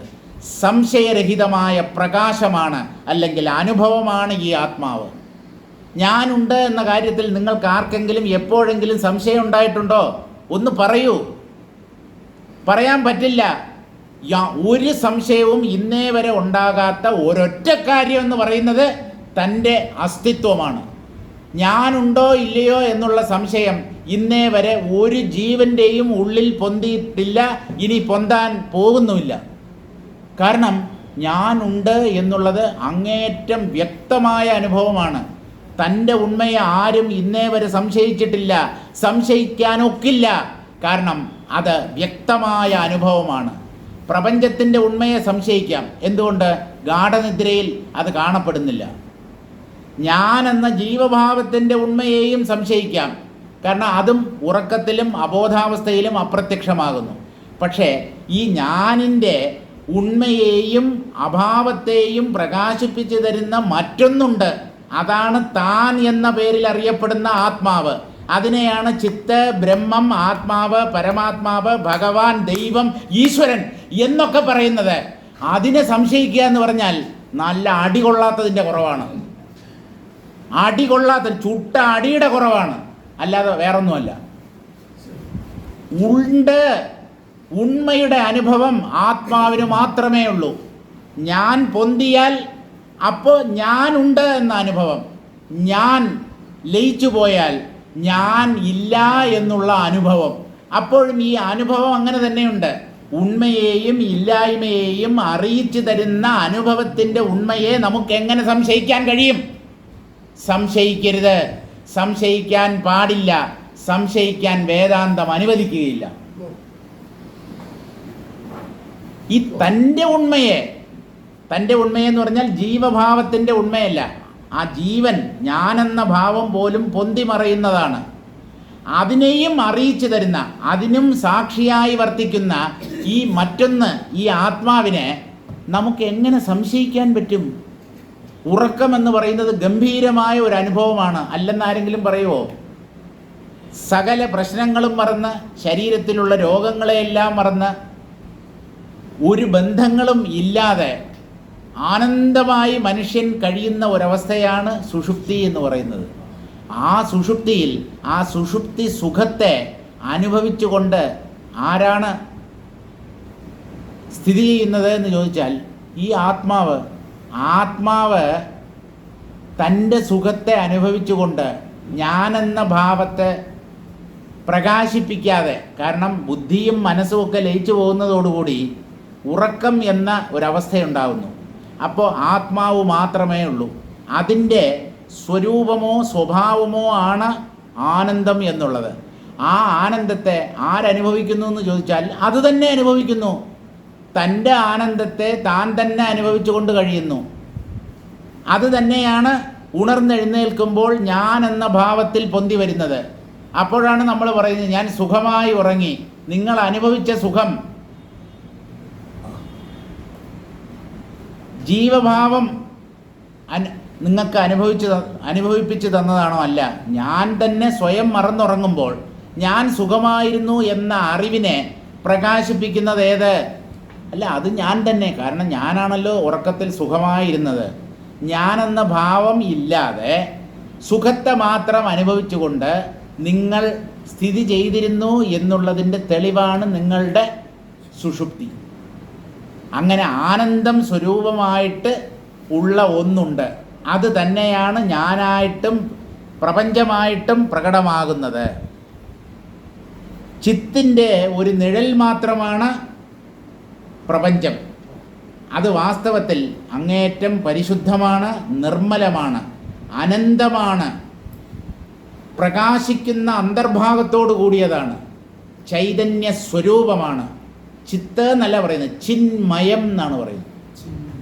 ചിന്മയം, ജലമയം, സ്വർണമയം, വൃക്ഷമയം, അഴുക്കുമയം എന്നൊക്കെ നമ്മൾ ഈ മയം എന്ന് പറഞ്ഞാൽ അതല്ലാതെ വേറൊന്നുമില്ല. അതിനാണ് ഈ മയം എന്നുള്ള പ്രത്യയം ചേർക്കുന്നത്. ഈ ചിത്ത് സർവവ്യാപിയാണ്.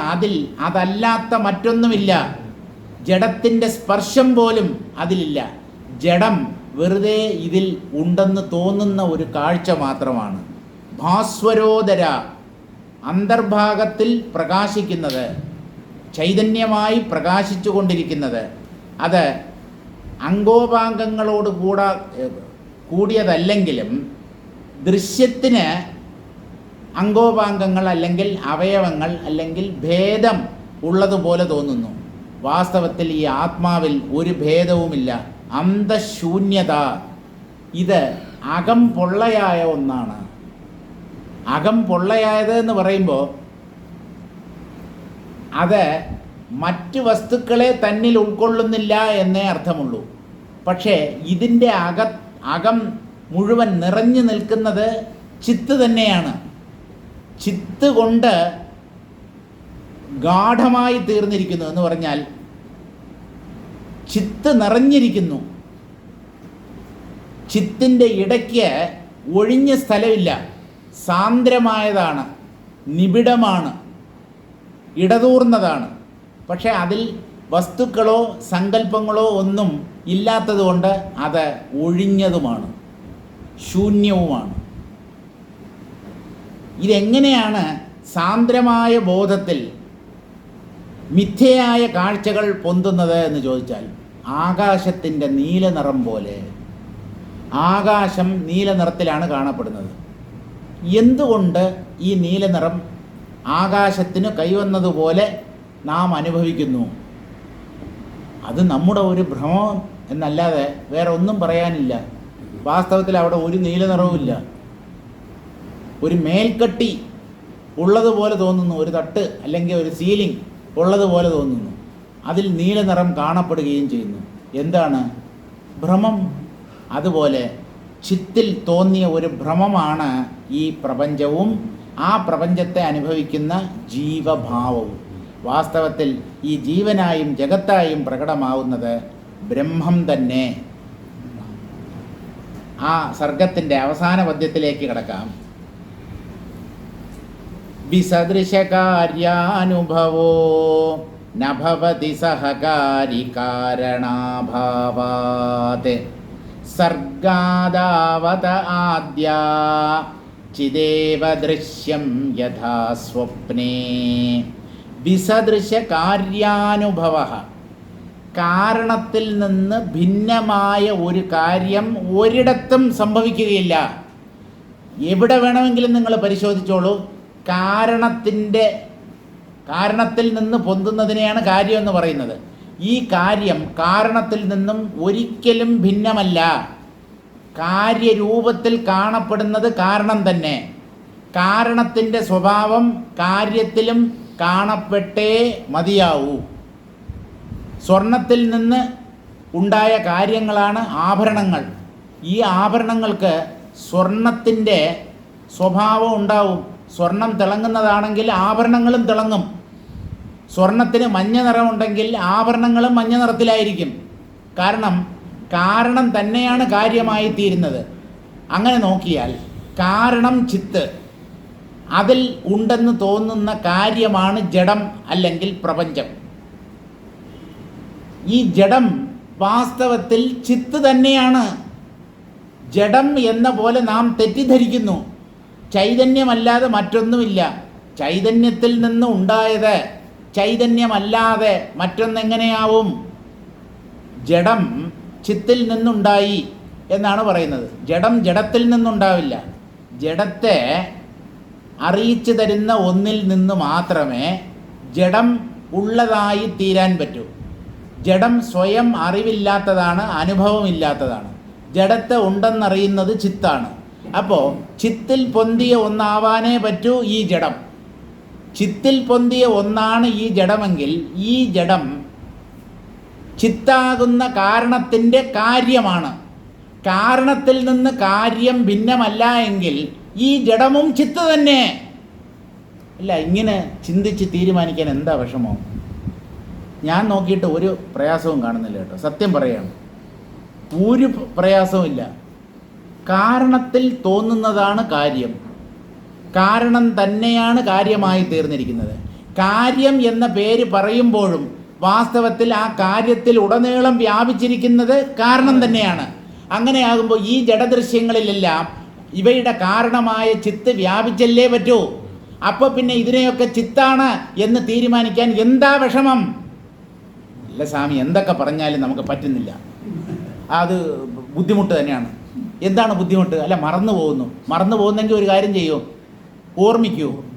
അല്ല, എന്നാലും കൂടെ കൂടെ മറന്നു പോകുന്നു. ഒരു കാര്യം ചെയ്യും, ഇമ്പോസിഷൻ എഴുതൂ. ഒരു 50 പ്രാവശ്യം എഴുതൂ, ഞാൻ ബ്രഹ്മമാണ്, പ്രപഞ്ചം ബ്രഹ്മമാണ്. ഒരു 50 100 പ്രാവശ്യം എഴുതൂ. അങ്ങനെയെങ്കിൽ ഈ സത്യം ഒന്ന് ഉറയ്ക്കട്ടെ. ചിന്തിച്ച് തീരുമാനിക്കാൻ പറ്റുന്നില്ലെങ്കിൽ പിന്നെ ഇമ്പോസിഷൻ എഴുതി ഇത് ഉറപ്പിക്കുക, അല്ലാതെ വേറെ മാർഗമൊന്നുമില്ല. വാസ്തവത്തിൽ ഈ ആവർത്തിച്ചുള്ള ചിന്തനമുണ്ടല്ലോ, അത് തന്നെ ഒരു തരത്തിലുള്ള ഇമ്പോസിഷനാണ്. ഞാൻ ബ്രഹ്മമാണ് എന്ന സത്യം വ്യക്തമായി പ്രകാശിച്ച് നിൽക്കെ അതാണ് താനെന്ന് അനുഭവിക്കാൻ പറ്റാത്തതിന് ദൈവം നമുക്ക് തന്നിട്ടുള്ള ഇമ്പോസിഷനാണ് ഈ തത്വവിചാരം എന്ന് പറയുന്നത്. നീ ആലോചിക്ക്, വീണ്ടും വീണ്ടും ചിന്തിക്ക്. എല്ലാം ബ്രഹ്മമാണ് ബ്രഹ്മമാണ് എന്ന് ആവർത്തിച്ച് ചിന്തിക്ക്. അപ്പോൾ അത് നമുക്ക് തന്നിട്ടുള്ളൊരു ശിക്ഷയാണ്. പക്ഷേ ആ ശിക്ഷയിലൂടെ നാം എല്ലാം ബ്രഹ്മമാണ് എന്നുള്ള പാഠം ഉൾക്കൊള്ളുകയാണ് വേണ്ടത്. അല്ലാതെ അധ്യാപകൻ എന്നെ ശിക്ഷിച്ചു, 100 പ്രാവശ്യം എഴുതിക്കൊണ്ട് വരാൻ പറഞ്ഞു, അങ്ങനെ വിഷമിക്കുകയല്ല ഒരു വിദ്യാർത്ഥി ചെയ്യേണ്ടത്.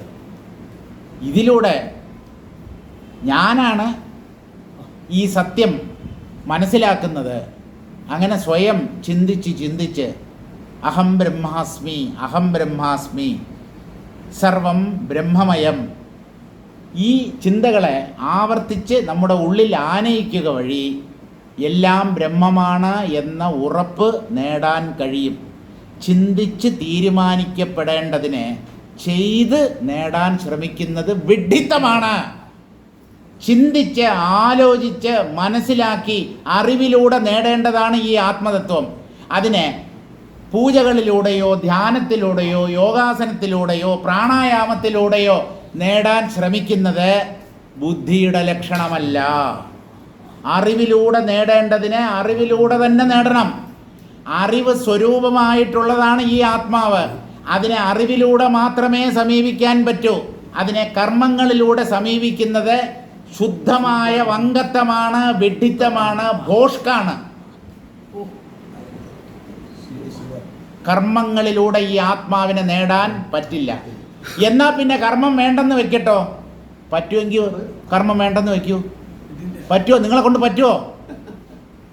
എന്നെ കൊണ്ടും പറ്റില്ല. നമ്മളൊരു ശരീരം, മനസ്സ്, ബുദ്ധി, ഇന്ദ്രിയങ്ങൾ ഇവയോടുകൂടി ഈ പ്രപഞ്ചത്തിൽ ജീവിക്കുമ്പോൾ കർമ്മത്തിൽ നിന്ന് രക്ഷപ്പെടാൻ പറ്റില്ല. ഈ കർമ്മത്തെ മിഥ്യയാണെന്നറിയണം. ഇത് സത്യമല്ല എന്ന ഉറപ്പ് വരണം. അതെങ്ങനെയാ ഉറപ്പ് വരിക? ആവർത്തിച്ച് ചിന്തിക്കുക വഴി. നിരന്തരമായ തത്വചിന്തയിലൂടെ, തത്വവിചാരത്തിലൂടെയാണ് എല്ലാം ആത്മമയം എന്ന കാര്യം ഉറപ്പിക്കപ്പെടേണ്ടത്. അതിന് ഞാൻ തയ്യാറല്ല. എനിക്ക് കർമ്മം ചെയ്യാനേ സമയമില്ല. പിന്നെ എങ്ങനെയാണ് ഞാൻ തത്വവിചാരം ചെയ്യുക? ഒരു കാര്യം ചെയ്യൂ, കർമ്മം ചെയ്ത് ഒരു ദിവസം കർമ്മം ചെയ്തുകൊണ്ടിരിക്കുമ്പോഴേ നിങ്ങൾ ചത്തു വീഴും. മതിയോ? മതിയോ? മതിയെങ്കിൽ മതി. നിങ്ങൾക്ക് മതിയെങ്കിൽ പിന്നെ എനിക്കെന്താ എത്ര നിർബന്ധം? കർമ്മം ചെയ്ത് ഞാൻ തളരും. ഞാൻ കർമ്മം ചെയ്തുകൊണ്ടിരിക്കുമ്പോഴേ ഒരു ദിവസം മരിച്ചു പോകും. കാരണം എനിക്ക് ഒഴിവ് സമയം കിട്ടാറില്ല സ്വാമി. അവധി ദിവസങ്ങളിലും എന്തെങ്കിലുമൊക്കെ ചെയ്തുകൊണ്ടിരിക്കും. അപ്പോഴെങ്കിലും ഒരു ഉപനിഷത്ത് ഭാഷ്യമോ ഒരു ഭഗവത്ഗീത ഭാഷ്യമോ അല്ലെങ്കിൽ ഏതെങ്കിലും ഒരു ആധ്യാത്മിക ഗ്രന്ഥം എടുത്ത് 4 വരി വായിച്ച് എല്ലാം ആത്മമയമാണ് എന്നുള്ള കാര്യം ചിന്തിച്ചുറപ്പിക്കുന്നതിന് പകരം ഞായറാഴ്ച ഒരു ദിവസമേ അവധിയുള്ളൂ, ഭാര്യയും കുട്ടികളെയും കൊണ്ടൊന്ന് പുറത്ത് കറങ്ങാൻ പോകണം.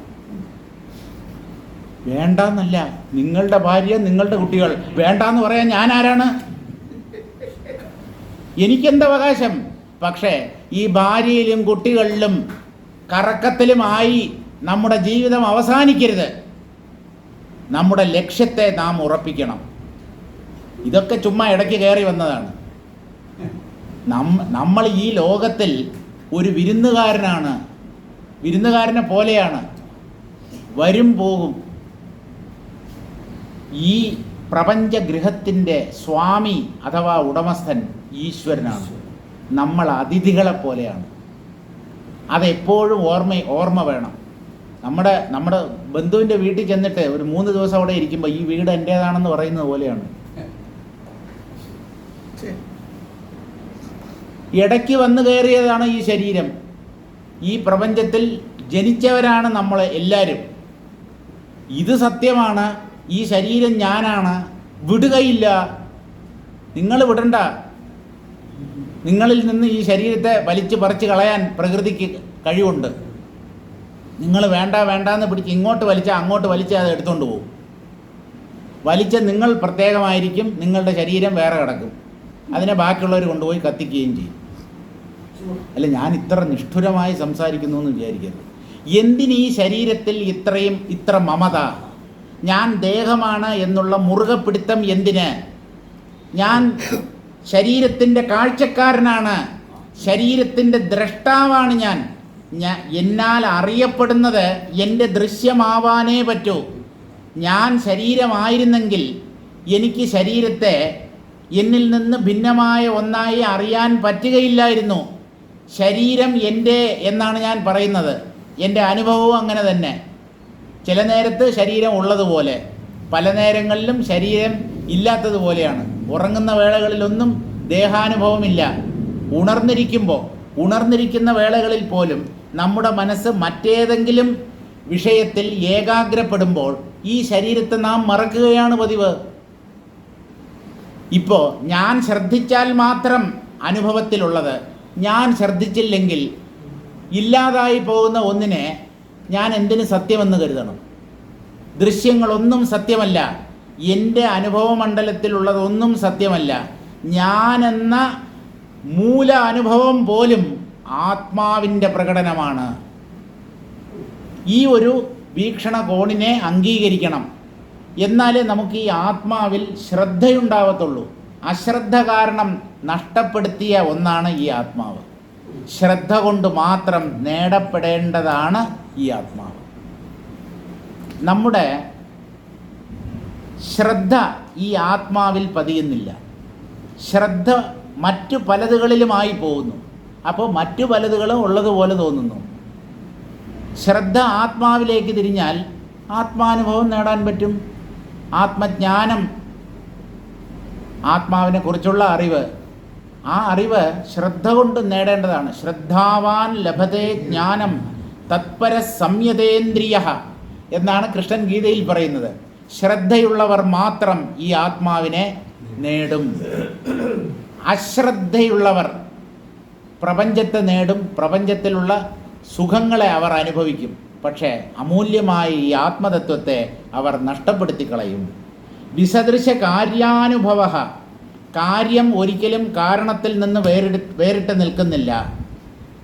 നഭവതി സഹകാരി കാരണാഭാവാത്, സഹകാരി കാരണം ഇല്ലാതെ, നിമിത്ത കാരണം, സഹകാരി കാരണം, ഒരു കാരണം കൂടെ ഉണ്ടല്ലോ, ഉപാദാന കാരണം. ഉപാദാന കാരണമോ നിമിത്ത കാരണമോ സഹകാരി കാരണമോ ഒന്നുമില്ലാതെ ബ്രഹ്മത്തിൽ നിന്ന് ഉള്ളതുപോലെ തോന്നിയതാണ് ഈ പ്രപഞ്ചം. അപ്പോൾ ഈ ഉത്പന്നം, ഈ പ്രോഡക്റ്റ് കള്ളമാവാനേ പറ്റൂ. തീരുമാനിക്കുക. അല്ല, ഇതൊക്കെ ബ്രഹ്മമാണ് എന്ന് പറയുമ്പോൾ ഇത് ബ്രഹ്മത്തിൽ നിന്ന് ഉണ്ടായതാണ് എന്ന് പറഞ്ഞൂടെ? ബ്രഹ്മത്തിൽ ഉള്ളതുപോലെ തോന്നുന്നവയാണ് ഈ ജഡനാമരൂപങ്ങൾ. ആ ജഡങ്ങൾ ബ്രഹ്മമാണ് എന്ന് പറയുന്നത് പൂർണ്ണമായും ശരിയല്ല. അതായത് കയറിലെ പാമ്പ് കയറ് തന്നെയാണ് എന്ന് പറയാമെങ്കിലും അത് പൂർണ്ണമായി ശരിയല്ല. എന്തുകൊണ്ടെന്നോ, കയറിൽ പാമ്പെന്ന ഒന്ന് യഥാർത്ഥത്തിൽ ഉണ്ടാവുന്നില്ല. പാമ്പിൻ്റെ പ്രതീതി ഭ്രമം മാത്രമേ ഉള്ളൂ. ആ പ്രതീതിക്ക് നിദാനമായത്, കാരണമായി വർത്തിക്കുന്ന ഒരു മൂലവസ്തു ഉണ്ട്, അതാണ് കയറ്. കയറിലെ പാമ്പ് കയറാണ് എന്ന് പറയുന്നത് പോലെയാണ് ജഡനാമരൂപങ്ങളെല്ലാം യഥാർത്ഥത്തിൽ ബ്രഹ്മമാണ് എന്നുള്ള പറച്ചിൽ. ജഡനാമരൂപങ്ങൾ ഇല്ല എന്നുള്ളതാണ് വാസ്തവം. കയറിലെ പാമ്പ്, അങ്ങനെ ഒരു പാമ്പ് യഥാർത്ഥത്തിൽ ഇല്ല. കയറ് തന്നെ പാമ്പായി തെറ്റിദ്ധരിക്കപ്പെടുന്നു. ജഡമായി തെറ്റിദ്ധരിക്കപ്പെടുന്നത് ചിത്താണ്. ചിത്തിനെ തന്നെയാണ് നാം ജഡങ്ങൾ എന്ന് തെറ്റിദ്ധരിക്കുന്നത്. അല്ലാതെ ചിത് ഭിന്നമായ, ചിത്തിൽ നിന്ന് വ്യതിരിക്തമായ ഒരു ജഡവും ഉണ്ടായിട്ടില്ല, ഇനി ഉണ്ടാകാൻ പോകുന്നുമില്ല. നഭവതി സഹകാരി കാരണാഭാവാത്. ഉപാദാന കാരണം, നിമിത്ത കാരണം, സഹകാരി കാരണം, ഇങ്ങനെയുള്ള ഒരു കാരണങ്ങളുടെയും സഹായം ഇല്ലാതെ വെറുതെ ഉണ്ടെന്ന് തോന്നുന്ന ഒരു കാഴ്ച മാത്രമാണ് ഈ പ്രപഞ്ചവും പ്രപഞ്ചപദാർത്ഥങ്ങളും. സർഗാദാവത ആദ്യ ചിദേവ ദൃശ്യം യഥാ സ്വപ്നെ. സൃഷ്ടി നടന്നതിന് ശേഷമാണ് ഈ ദൃശ്യപ്രപഞ്ചം നിലവിൽ വന്നത്. സൃഷ്ടി ആരംഭിക്കുന്നതിന് മുമ്പ് ഇതില്ല. സൃഷ്ടി ആരംഭിച്ചതിന് ശേഷം ഇതുണ്ടായോ എന്ന് ചോദിച്ചാൽ സൃഷ്ടി എന്ന ഒന്ന് തന്നെ ഉണ്ടായിട്ടില്ല. അപ്പോൾ പിന്നെ സൃഷ്ടിയുടെ ആരംഭത്തിൽ തന്നെ ഇല്ലാത്ത ഈ പ്രപഞ്ചത്തെ നിങ്ങൾ ഇപ്പോൾ എങ്ങനെ സത്യമെന്ന് അനുഭവിക്കും? അത് നിങ്ങളുടെ ഒരു വിഭ്രമം മാത്രമാണ്, അത് വാസ്തവമല്ല. ഈ പ്രപഞ്ചം എന്ന ഒന്ന് സൃഷ്ടിക്കപ്പെട്ടിട്ടേ ഇല്ല. അജാതവാദം ഗൗഡപാദ മഹർഷിയുടെ സിദ്ധാന്തമാണ്. സൃഷ്ടിയുടെ കാരണം അന്വേഷിക്കുന്നത് വിഡ്ഢിത്തമാണ്. എന്തുകൊണ്ടെന്നോ, ഇങ്ങനെയൊന്നും ഉണ്ടായിട്ടില്ല. സൃഷ്ടിക്കപ്പെട്ടതാണ് ഈ പ്രപഞ്ചം എന്നാണല്ലോ നാം കരുതുന്നത്. ഇത് സൃഷ്ടിക്കപ്പെട്ടിട്ടേ ഇല്ല. ആരും ഇതിനെ സൃഷ്ടിച്ചിട്ടില്ല. ഇതിൻ്റെ സൃഷ്ടിക്ക് അടിസ്ഥാനമായ കാരണങ്ങളില്ല. കാരണമില്ലാതെ കാര്യം ഉണ്ടാവില്ല. സൃഷ്ടിക്ക് യുക്തിയുക്തമായ ഒരു കാരണം കണ്ടുപിടിക്കാൻ പറ്റാത്തത് കൊണ്ട് ഇത് മിഥ്യയാണെന്ന് ഉറപ്പിച്ചോളൂ. ബുദ്ധിയാണ് തീരുമാനിക്കേണ്ടത്. പ്രപഞ്ചം മിഥ്യയാണെന്ന് ലബോറട്ടറിയിൽ പരിശോധിച്ച് കണ്ടുപിടിക്കാൻ പറ്റില്ല. ഈ ലാബിൽ നമ്മൾ സജ്ജീകരിച്ചിട്ടുള്ള ഉപകരണങ്ങളൊക്കെ ജഡങ്ങളാണ്, മനുഷ്യ നിർമ്മിതങ്ങളാണ്. ഈ ടെസ്റ്റ് ട്യൂബും ബീക്കറും പിപ്പറ്റും രാസപദാർത്ഥങ്ങളും ഇതെല്ലാം മനുഷ്യനിർമ്മിതങ്ങളായ ജഡങ്ങളാണ്. ഈശ്വര നിർമ്മിതങ്ങളായ 5 ജഡങ്ങളാണ് നമുക്കുള്ളത്, പഞ്ചഭൂതങ്ങൾ. ആ പഞ്ചഭൂതങ്ങളുടെ രഹസ്യം മനസ്സിലാക്കാതെ മനുഷ്യനിർമ്മിതങ്ങളായ ജഡങ്ങളെ പരീക്ഷണശാലകളിൽ ഉപയോഗിച്ച് പ്രപഞ്ചത്തിൻ്റെ മിഥ്യാത്വത്തെ തീരുമാനിക്കാൻ പറ്റില്ല. ഇത് അവനവൻ്റെ മനസ്സാകുന്ന പരീക്ഷണശാലയിൽ തീരുമാനിച്ചുറപ്പിക്കപ്പെടേണ്ട സത്യമാണ്. എന്ത്? പ്രപഞ്ചം മിഥ്യയാണ് എന്ന സത്യം. പ്രപഞ്ചം മിഥ്യയാണ് എന്നുള്ളതാണ് സത്യം. അത് അവനവൻ്റെ മനസ്സ്, ബുദ്ധി അതിനെ മാത്രം വിനിയോഗിച്ച് സ്വയം തീരുമാനിച്ച് ഉറപ്പിക്കേണ്ട ഒരു കാര്യമാണ്. സർഗാദാവത ആദ്യ ചിദേവ ദൃശ്യം യഥാ സ്വപ്നെ. സൃഷ്ടിയുടെ ആരംഭത്തിൽ എന്ന് പറഞ്ഞാൽ സൃഷ്ടി തുടങ്ങുന്നതിന് മുമ്പ് എന്തുണ്ടായിരുന്നു? ബ്രഹ്മം. സൃഷ്ടിക്കപ്പെട്ടതാണ് ഈ പ്രപഞ്ചം. പ്രപഞ്ച പദാർത്ഥങ്ങളെല്ലാം സൃഷ്ടിയെ തുടർന്ന് നിലവിൽ വന്നവയാണ്. സൃഷ്ടി ആരംഭിക്കുന്നതിന് മുമ്പേ ഉള്ളതാണ് ബ്രഹ്മം, ആത്മാവ്. അതിൽ എന്തിന് സൃഷ്ടി സംഭവിച്ചു, സൃഷ്ടികർത്താവെന്ന ഒരാളുണ്ടോ എന്നൊക്കെ ആലോചിച്ചാൽ അങ്ങനെ ആരുമില്ല. ഇല്ല, ഭഗവാൻ സൃഷ്ടിച്ചു എന്നാണല്ലോ പുരാണങ്ങളും മറ്റും പറയുന്നത്. പിന്നെ ഭഗവാൻ സൃഷ്ടിച്ചു എന്നല്ലാതെ നമ്മുടെ അച്ഛനപ്പൂപ്പന്മാർ അല്ലെങ്കിൽ നമ്മുടെ കുടുംബത്തിലുണ്ടായിരുന്ന കാരണവന്മാർ സൃഷ്ടിച്ചതാണ് ഈ പ്രപഞ്ചം എന്ന് പറയണോ? മനുഷ്യരൊക്കെ ഈ ഭൂമുഖത്തിൽ ജനിച്ചവരാണ്. മനുഷ്യർ ജനിക്കുന്നതിന് മുൻപേ ഉള്ളതാണ് ഈ ഭൂമി. ആ ഭൂമിയെ സൃഷ്ടിച്ച ഒരു മനുഷ്യൻ ഉണ്ടാവാൻ പറ്റില്ല.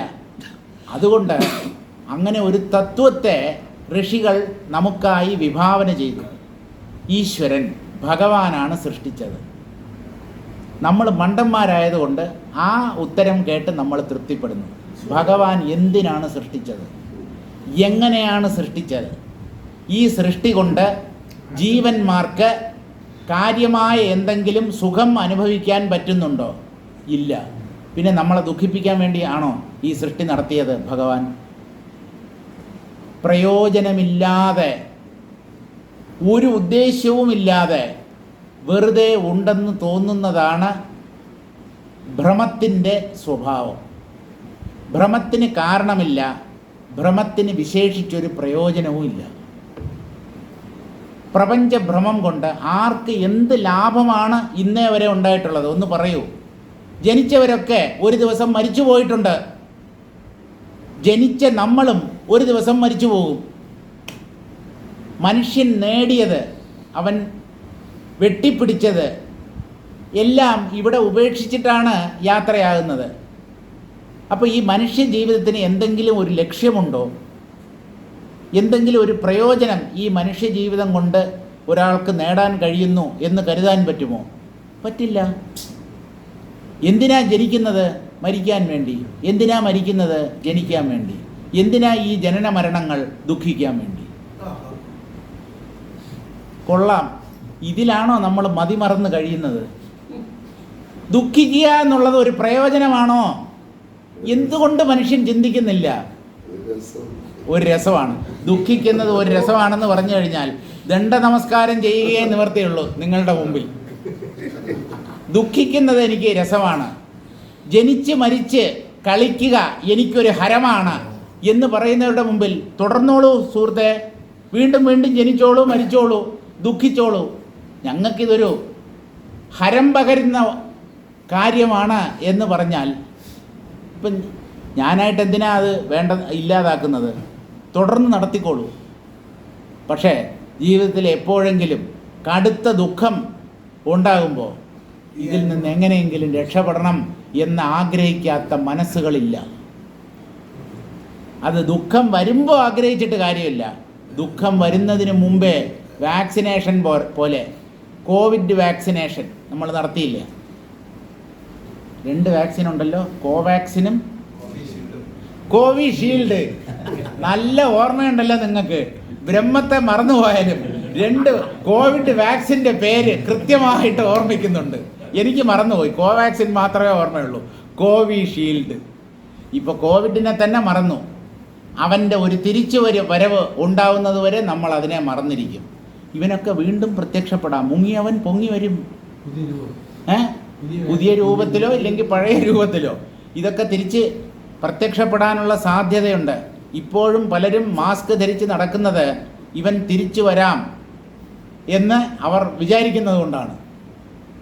ഒന്നും പോവില്ല. ഈ ലോകത്ത് ഇന്നേ വരെ ഉണ്ടായിട്ടുള്ള ഒരു രോഗവും ഇനി വരില്ല എന്ന് മനുഷ്യന് ഉറപ്പിച്ച് പറയാൻ പറ്റില്ല. ഞങ്ങൾ വസൂരി നിർമ്മാർജ്ജനം ചെയ്തു, പ്ലേഗ്, മലേറിയ പോലെയുള്ള രോഗങ്ങൾ തുടച്ചു നീക്കി എന്ന് മനുഷ്യൻ വീമ്പിളക്കുമ്പോഴും അവിടെയായി പല രാജ്യങ്ങളിലും, ആഫ്രിക്ക മുതലായ രാജ്യങ്ങളിൽ ഇപ്പോഴും ഈ രോഗങ്ങളൊക്കെ തലപൊന്തിക്കുന്നുണ്ട്. അല്ല, ഞങ്ങൾ നിർമ്മാർജ്ജനം ചെയ്തു, നിങ്ങളാണോ തീരുമാനിക്കുന്നത്?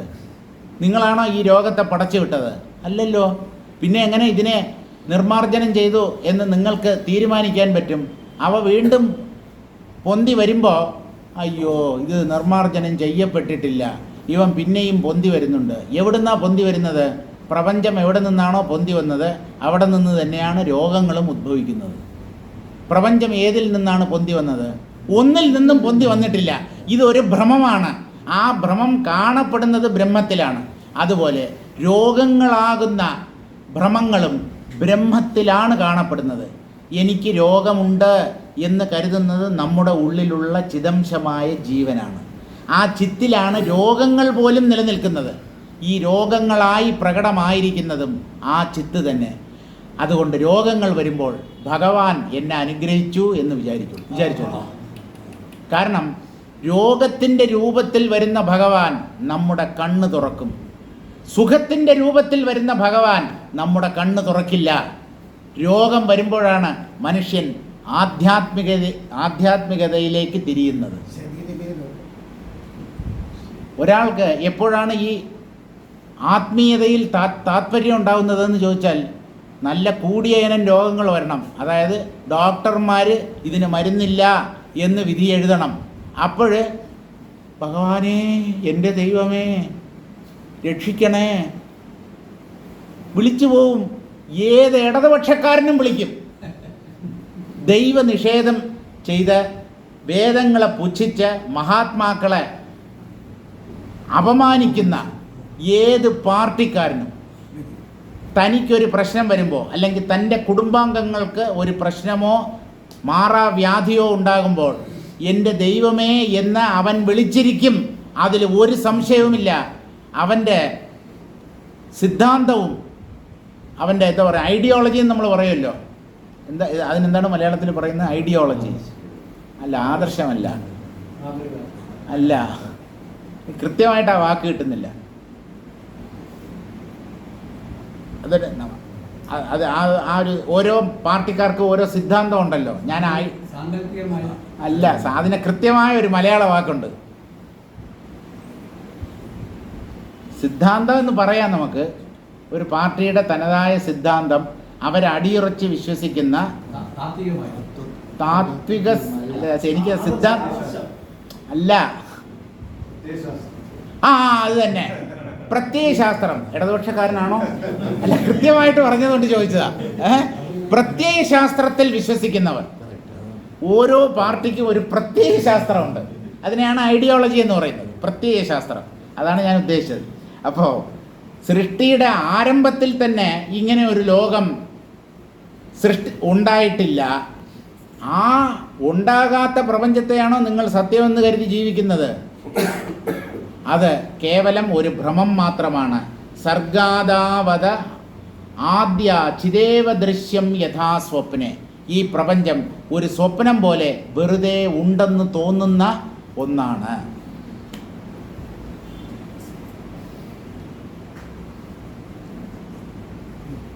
ചിതശ്ചായ, ഇത് നമ്മൾ 62-ാമത്തെ ശ്ലോകത്തിൻ്റെ വ്യാഖ്യാനം വായിക്കാൻ വിട്ടുപോയി.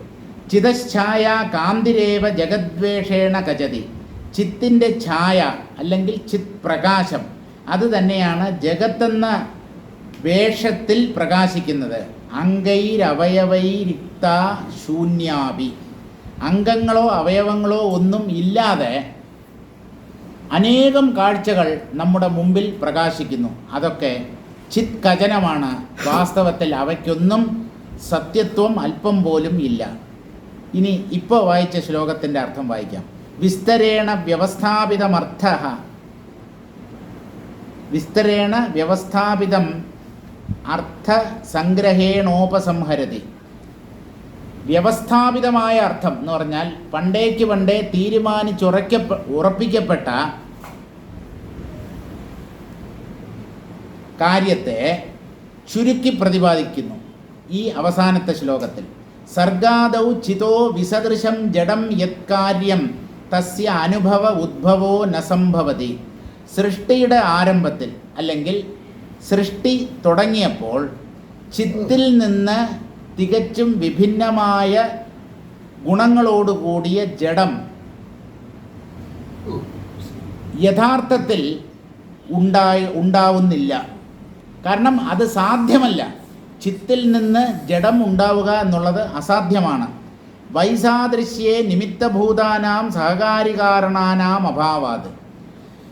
ചിത്തിന് ഭിന്നമായ ഒരു കാര്യം ചിത്തിൽ നിന്ന് ഉണ്ടാവണമെങ്കിൽ അതിന് ഈ ഉപാദാന കാരണം, നിമിത്ത കാരണം, സഹകാരി കാരണം മുതലായ കാരണങ്ങൾ ഉണ്ടാവണം. പക്ഷെ അങ്ങനെയുള്ള കാരണങ്ങൾ പ്രപഞ്ച സൃഷ്ടിക്ക് കണ്ടുപിടിക്കാൻ പറ്റാത്തതുകൊണ്ട് ഇത് വെറും ഒരു ഭ്രമദൃശ്യമാണ് എന്ന നിഗമനത്തിൽ വേണം ഒരു വിവേകി എത്തിച്ചേരാൻ. സുസദൃശേതു ഭേദകാഭാവാത്.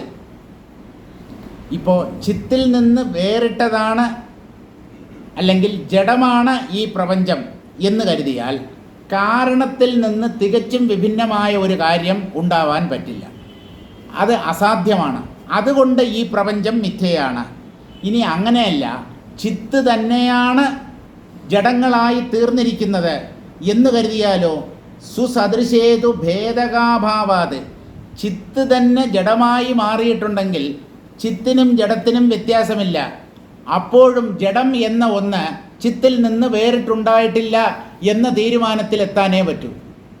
എങ്ങനെ നോക്കിയാലും ചിത്ത് തന്നെ ജഗത്തായി പരിണമിച്ചു എന്ന് പറഞ്ഞാൽ അപ്പോഴും ചിത്തിനും ജഗത്തിനും വ്യത്യാസമില്ല. ഈ ജഗത്തായി കാണപ്പെടുന്നത് ചിത്ത് തന്നെ. ഇനി ചിത്തിൽ നിന്ന് അന്യമായ ഒന്നാണ് ഈ ജഗത്തെങ്കിൽ ചിത്തിൽ നിന്ന് അന്യമായ ഒന്ന് ചിത്തിൽ നിന്നുണ്ടാവാൻ പറ്റില്ല. ചിത്തിൽ നിന്നുണ്ടായത് ചിത്താവാനേ പറ്റൂ. അങ്ങനെ നോക്കിയാലും ഇത് ചിത്ത് തന്നെ. ചുരുക്കം, ജഡങ്ങളുടെ ഉത്പത്തി സാധ്യമല്ല. ജഡങ്ങൾ ഉള്ളതുപോലെ തോന്നുന്നത് ജീവന്മാരുടെ ഭ്രമം മാത്രമാണ്. സുസദൃശേതു ഭേദകാഭാവാത് കാര്യത്വ അസിദ്ധിരിത്യാശയ. കാരണവും കാര്യവും ഒന്ന് തന്നെയാണെങ്കിൽ, അല്ലെങ്കിൽ കാരണകാര്യങ്ങൾക്ക് ഭേദമില്ല എങ്കിൽ കാരണം കാര്യം എന്നെന്തിന് നമ്മൾ വേറിട്ട് കരുതണം? എന്തിന് ഇവയെ ഭിന്നങ്ങളെന്ന് കരുതണം? ചിത്ത് തന്നെ പ്രപഞ്ചമായി കാണപ്പെടുന്നു എന്ന് അംഗീകരിച്ചാൽ പോരെ?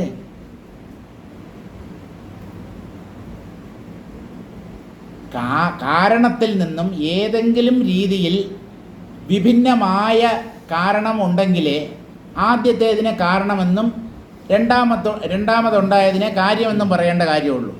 ഇപ്പം അങ്ങനെയില്ല, ഭേദം തന്നെ ഇല്ല എങ്കിൽ ചിത്ത് തന്നെ പ്രപഞ്ചനാമരൂപങ്ങളായി കാണപ്പെടുന്നു എന്ന സിദ്ധാന്തത്തെ അംഗീകരിക്കുകയേ നിവൃത്തിയുള്ളൂ.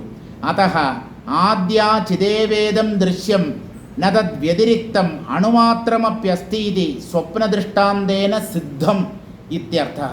അതുകൊണ്ട് ആദിയിൽ ഉണ്ടായിരുന്ന ചിത്ത് തന്നെയാണ് ഈ ദൃശ്യങ്ങൾ എന്ന പോലെ കാണപ്പെടുന്നത്. അല്ലാതെ ചിത്തിൽ നിന്ന് വിഭിന്നമായ വേറിട്ട വ്യത്യസ്തമായ ഒരു ദൃശ്യം അണുമാത്രം പോലുമില്ല. അല്പം പോലും ചിത്തിൽ നിന്ന് വിലക്ഷണമായ ഒരു ജഡമോ അല്ലെങ്കിൽ ദൃശ്യമോ ഇല്ല എന്ന് സ്വപ്നദൃഷ്ടാന്തത്തെ ഉദാഹരണമായി സ്വീകരിച്ച് നമ്മൾ തീരുമാനിച്ചു എന്നാണ് വസിഷ്ഠ മഹർഷി പറയുന്നത്. വസിഷ്ഠ മഹർഷി പറഞ്ഞത് ഞാൻ തെളിയിച്ചു കഴിഞ്ഞു എന്നാണ്. നിങ്ങൾക്ക് പിടികിട്ടിയോ, നിങ്ങൾക്ക് ഉറപ്പ് വന്നോ എന്നുള്ളത് അദ്ദേഹം അറിയേണ്ട കാര്യമില്ല. എനിക്ക് പറ്റാവുന്നിടത്തോളം യുക്തി വിചാരത്തിലൂടെ സ്വപ്നം എന്ന അനുഭവത്തിൻ്റെ ഉദാഹരണത്തെ അംഗീകരിച്ച് ചിത്തിൽ സ്വപ്നം പോലെ പ്രകടമായതാണ് ഈ പ്രപഞ്ചം എന്ന് ഞാൻ തെളിയിച്ചു കഴിഞ്ഞു. എനിക്ക് ആ കാര്യത്തിൽ ഒരു സംശയവുമില്ല. നിങ്ങൾക്ക് സംശയമുണ്ടെങ്കിൽ അത് വിചാരത്തിൻ്റെ കുറവാണ്.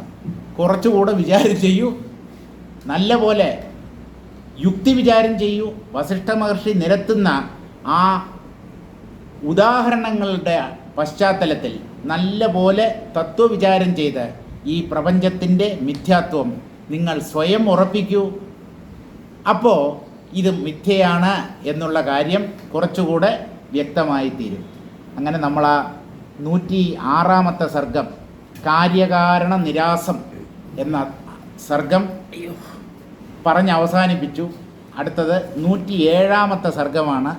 അതിൻ്റെ പേര് അവിദ്യാഭാവ പ്രതിപാദനം. അവിദ്യ അല്ലെങ്കിൽ അജ്ഞാനം എന്നൊന്ന് യഥാർത്ഥത്തിലില്ല.